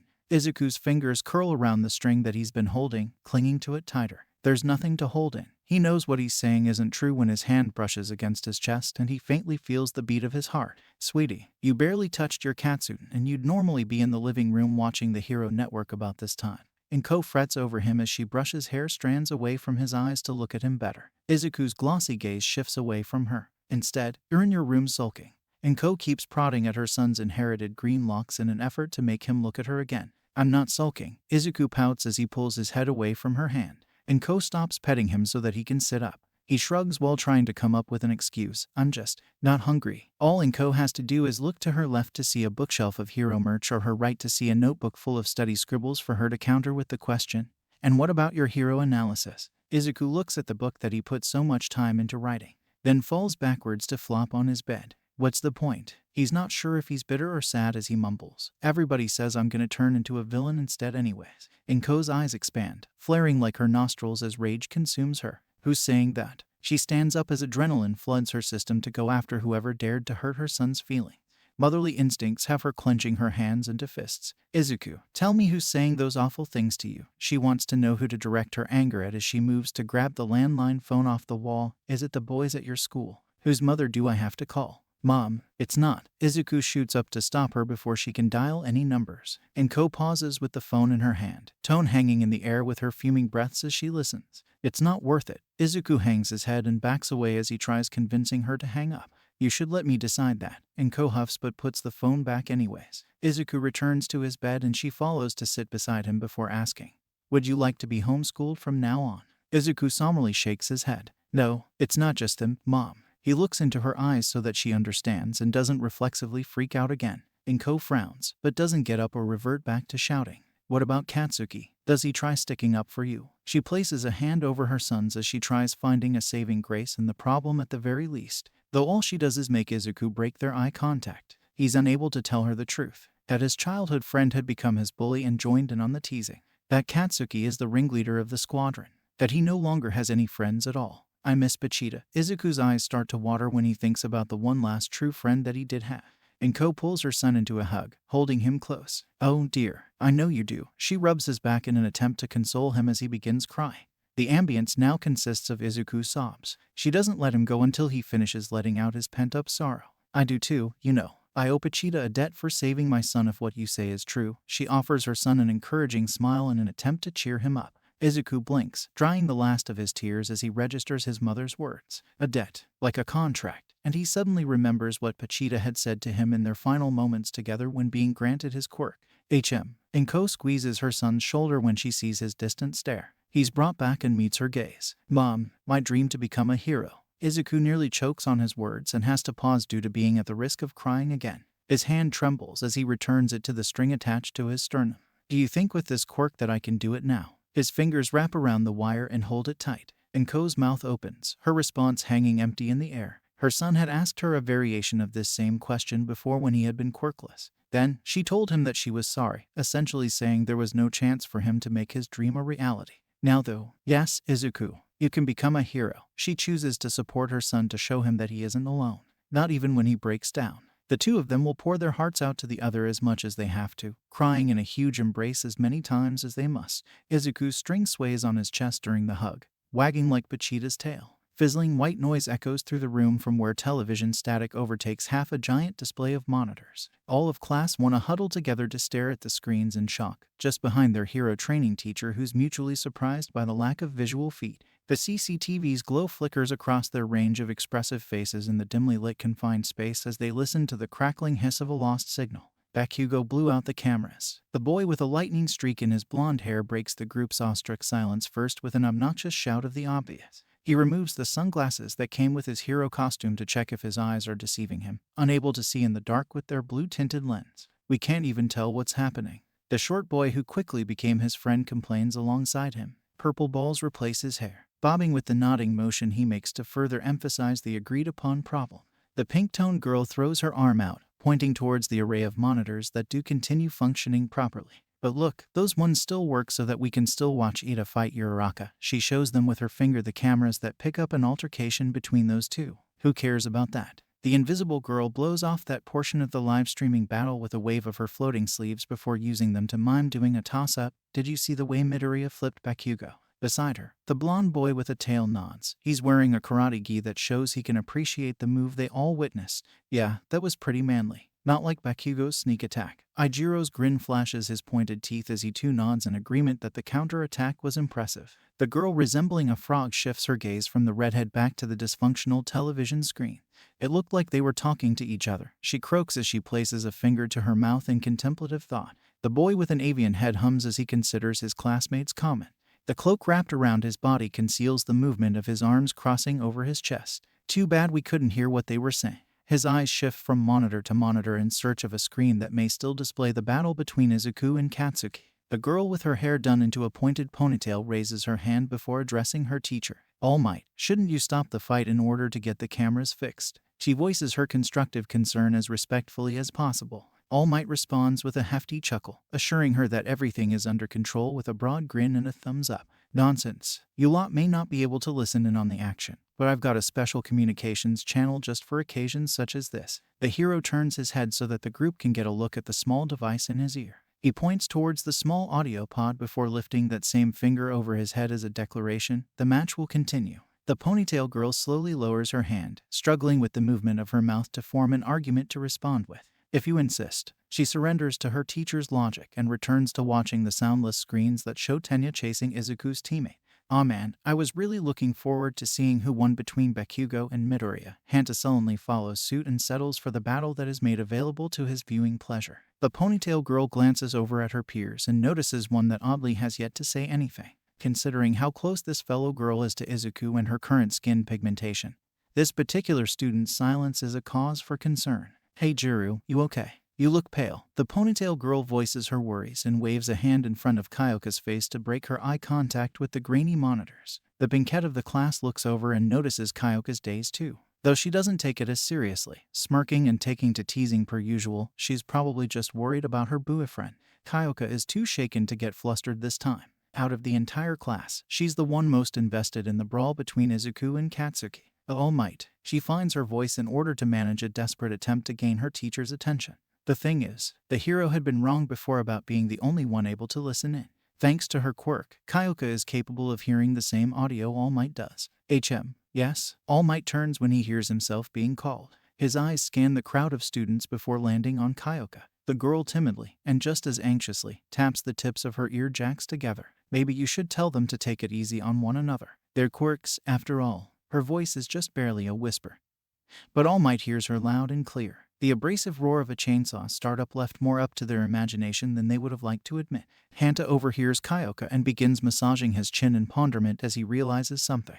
Oh yeah, I guess we never did get the chance to find out what Midoriya's quirk is. His thoughts vocalized resonates with the rest of the class as a chorus of curious agreement. Ijiro connects a fist with the palm of his other hand, getting amped up just thinking about what his classmate's quirk could potentially be. His shark-toothed grin is one of excitement as he says, if it's able to go toe-to-toe with Bakugo's, it must be something strong. When the monitoring room quakes, a distant resounding boom traveling through the air, the class collectively agrees again. All Might grits his teeth together, straining to maintain his broad grin. The hero heard the pin that had been pulled from the support device that created that boom. He listened to Katsuki explain the nature of the explosion's power being one of accumulated nitroglycerin. Yet, he also hears the continuous shrill shriek of saw blades running to know Izuku survived the detonation. Kyoka is in the same state of petrification, intently listening to every detail of the brawl's audio that accompanies that shockwave. All Might places a finger over the comm piece in his ear, pressing the device to activate the built-in mic. Bakugo, do that again and you'll be disqualified. He prevents the brash blonde from endangering Izuku before doing the same with the chainsaw boy. And I'm prohibiting Midoriya from using his quirk any longer. From within the damaged infrastructure of the battle building, Katsuki sneers upon hearing All Might's orders in his ear. The blonde places a finger to the communicator in order to operate his own mic so that he can shout back, "Fuck that. I can take him. I want a fair fight." Before Katsuki can get a response refuting him, he plucks the device out of his ear and tosses it down. Opposite of his childhood friend turned lifelong bully, Izuku shifts to do the same. If that's what you want. A distorted growl comes through the boy's elongated fangs as he removes his own earpiece. He tosses the miniature pod aside before goading his enemy with a broad spread of his chainsaw-mounted arms. Kakin. Katsuki's heavy boot crushes his discarded earbud, cutting off All Might's unheard shout, "No, kid, I told you not to fucking call me that shit." Katsuki propels himself forward with explosive bursts to close the gap between himself and his opponent. The overlapping detonations drown out All Might's yelling from Izuku's still functional earbud that lays on the floor out from the boy's ear. Izuku swings his arm blades, the sweeping motion just shy of being an arc. Katsuki redirects himself with his explosions midair, performing an aerial maneuver that carries him over Izuku's head. When the blonde shifts his position to be directly behind the chainsaw boy, he lets off another blast from his hand. The detonation burns itself into Izuku's back. Izuku retaliates with a wild swing as he twists his body to turn around, nicking Katsuki's shoulder. The boys back off from one another before Izuku tries moving in again, going for the legs this time. Katsuki reaches down, snatching the attacking arm as it pushes forward. Katsuki's free hand lets off a round of controlled bursts that help him to pivot and spin Izuku while keeping the hold.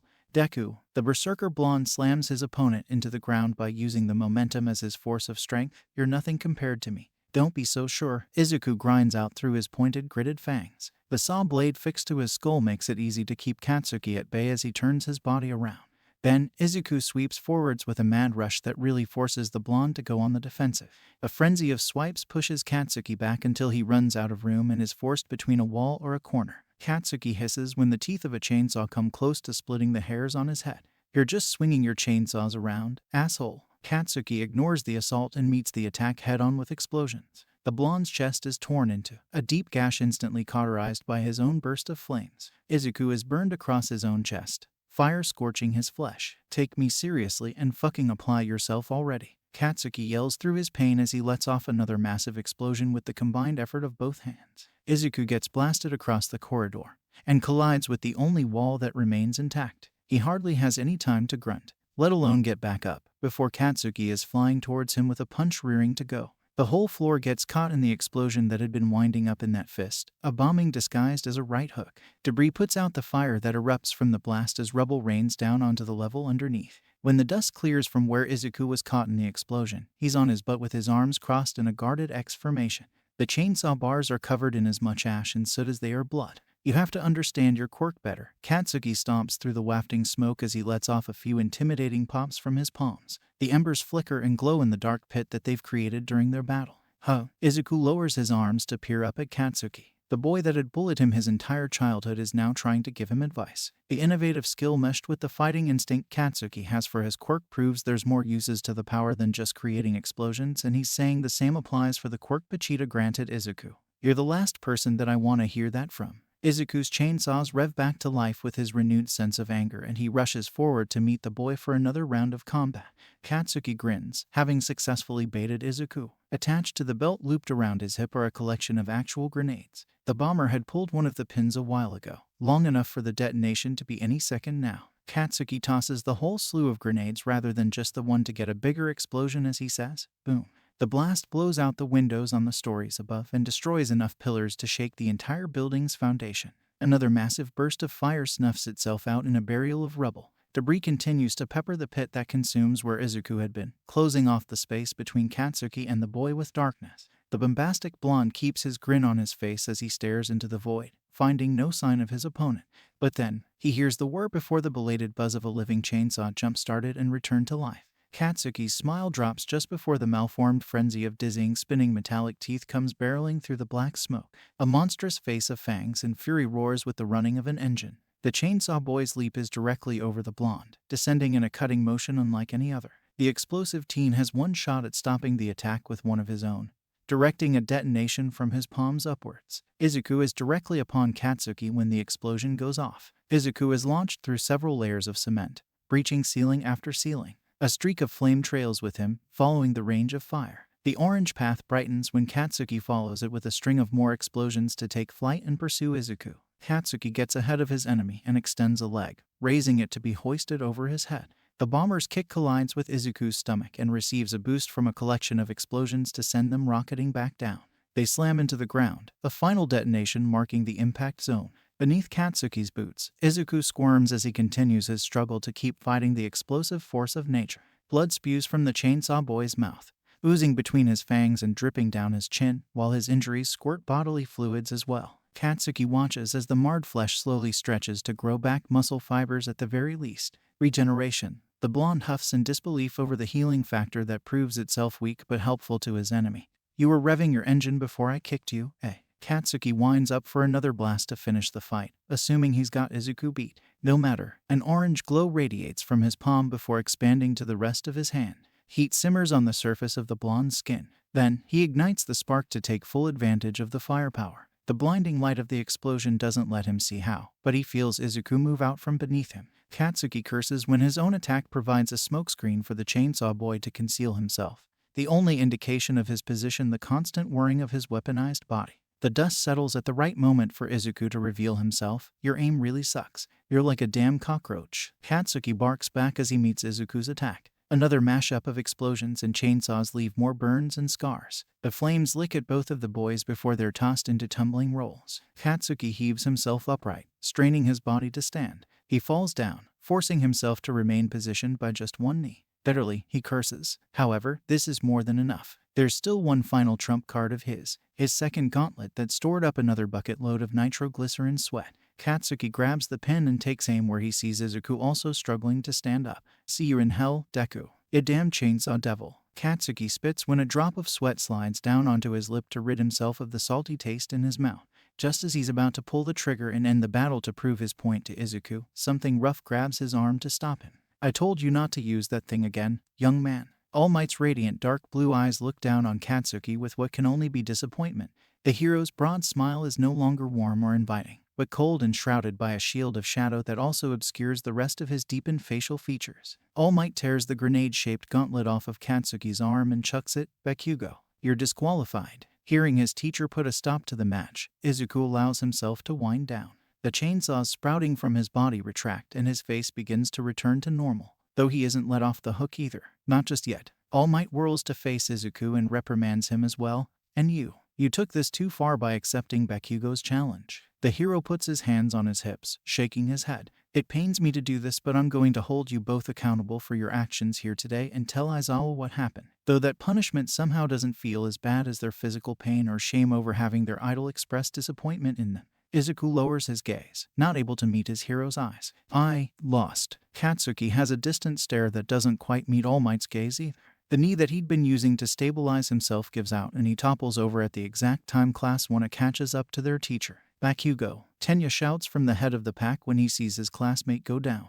All Might turns around when he hears the call, seeing the unconscious blonde, and rushes to his aid. Bakugo, can you hear me? All Might tries shaking the boy awake. When he receives no response, he checks for vitals. When the hero confirms Katsuki is still alive, he breathes a sigh of relief. I need a set of volunteers to bring Bakugo to Recovery Girl. All Might looks to the class for assistance now that he has his hands full. I can take him. Ijiro steps forward with his hand raised. Students move aside so he can get up front and see the situation better. The redhead isn't expecting to see Katsuki covered in so many lacerations. I'll go too. Tenya is the next to volunteer. He adjusts his glasses as he explains his reasoning. He was my teammate. As such, Bakugo's health as of now should be my responsibility. Well put. All Might hands over Katsuki along with his approval. The two boys take an end of their injured classmate to carry him off to the school nurse. Though the class didn't get to see exactly what Izuku's quirk is or what it does, they now have an idea of what it can do. That alone is enough to horrify them if their expressions are anything to go by.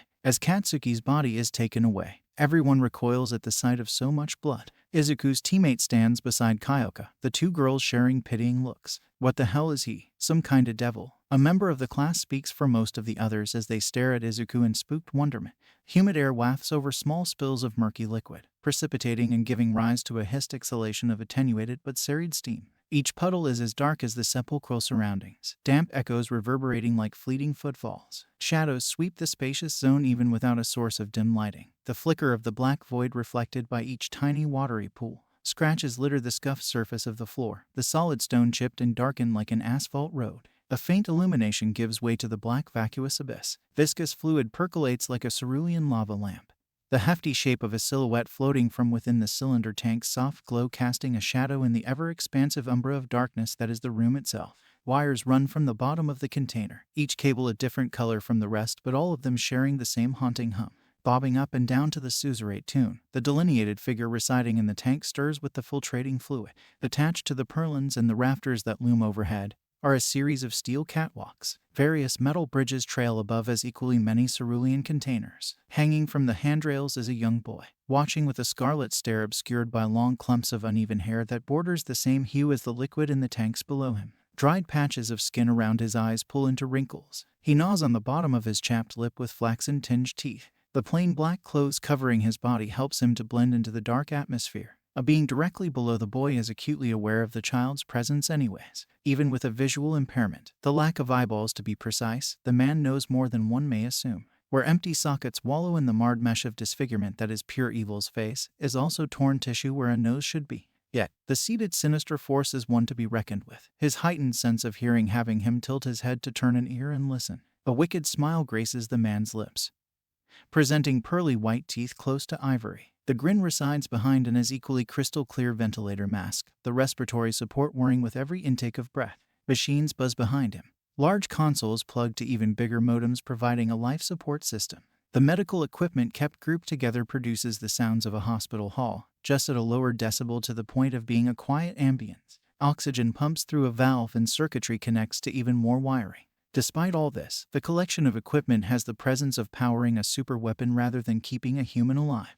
The man may have taken severe damage during the battle with his greatest rival, but he still carries a vigorous aura of villainy. Doctor, a terrifying tranquil tone purrs through the parted lips of the man's grin. Like a vast expanse kept still on the surface such as the ocean, a bottomless depth of doom resides below the deceptively delicate decibel of voice. Then, a wave of wrath unbridles the sea until the disturbance becomes an overwhelming force. Status report. An authoritative switch sways all sense of direction and commands whoever gets caught in the tide to succumb to it. Green circular lenses twist to give the man's presence an attentive look. A short-statured scientist sits atop his own chair, albeit with less electronics engineered into its mechanical working. The portly doctor wears a set of customized goggles that provide him with night vision to see in the dark, the usage of his eyes still detrimental to him unlike his master. My liege, the Namu has taken to my trial and testing. The scientist smooths out his bushy mustache with one hand while using the other to operate his chairlift with a joystick. It's finally responsive. He lowers himself to be positioned across from his creation that resides within a preservation tank. The doctor's master broadens his grin until it's as deep as the crevices of his scarred face. Excellent. The foreboding reply lingers in the eerie echo of the chamber before he continues. If the nerve damage can be successfully reduced for a plentitude transference of quirks, then the next phase of my plan can commence. The bioengineered Namu that the villain speaks of floats in its tank, a pink brain organ exposed atop its head. Gashes where more glaring results of operation cover the creature's body lay dormant with the rest of it.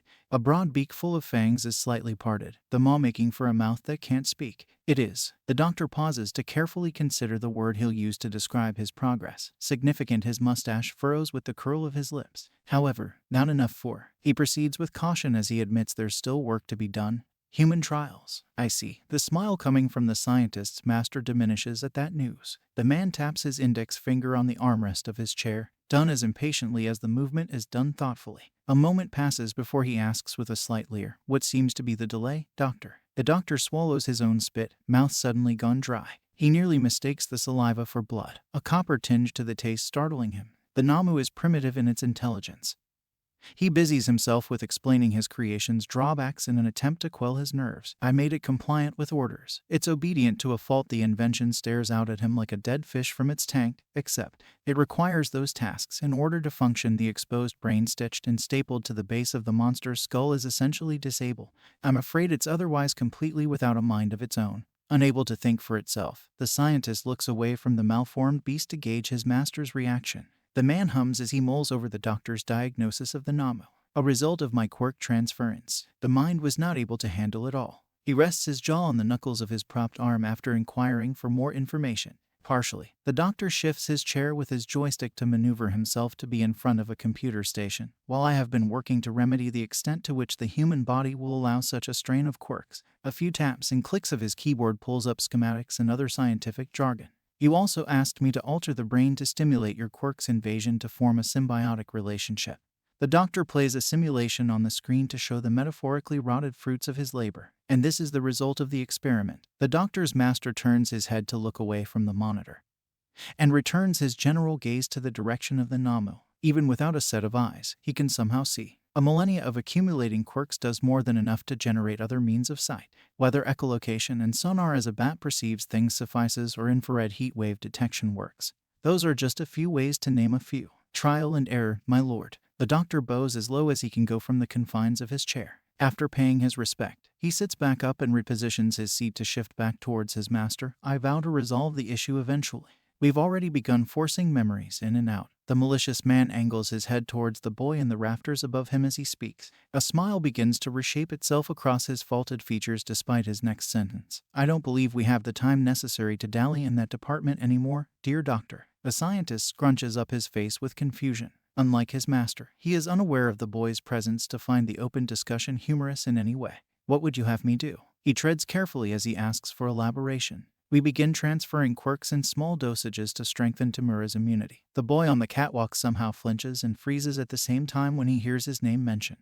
A draft overtakes the room as though somebody opened a window, sending shivers down Tamura's spine as he bends down to hear better. The doctor feels as equally cold when his master levels an eyeless gaze with him. I think it's about time we provide the boy with a pet, don't you? The mad scientist sneaks a glance towards one of his other bioengineered creations, one that he kept for himself. It's a small rendition of the Namu, one of the failures. It cocks its head like a curious animal, its exposed brain not fully comprehending its own existence. The harmless creature makes its creator slightly protective as he pleads for it to stay with him. Not Johnny. No, not Johnny. The scientist's master smirks with a hint of amusement. He folds his hands together while leaning back in his chair, fingers steepled in a tight interwoven connectivity. I believe a dog would be more sufficient. The scientist nor Tamura are expecting that to be the villain's drawn conclusion. Hey, dog. The doctor makes sure that he's hearing things correctly. There's no better bond than between a boy and his dog. The conniving undertone behind the man's vile grin speaks of more than just getting a child a pet.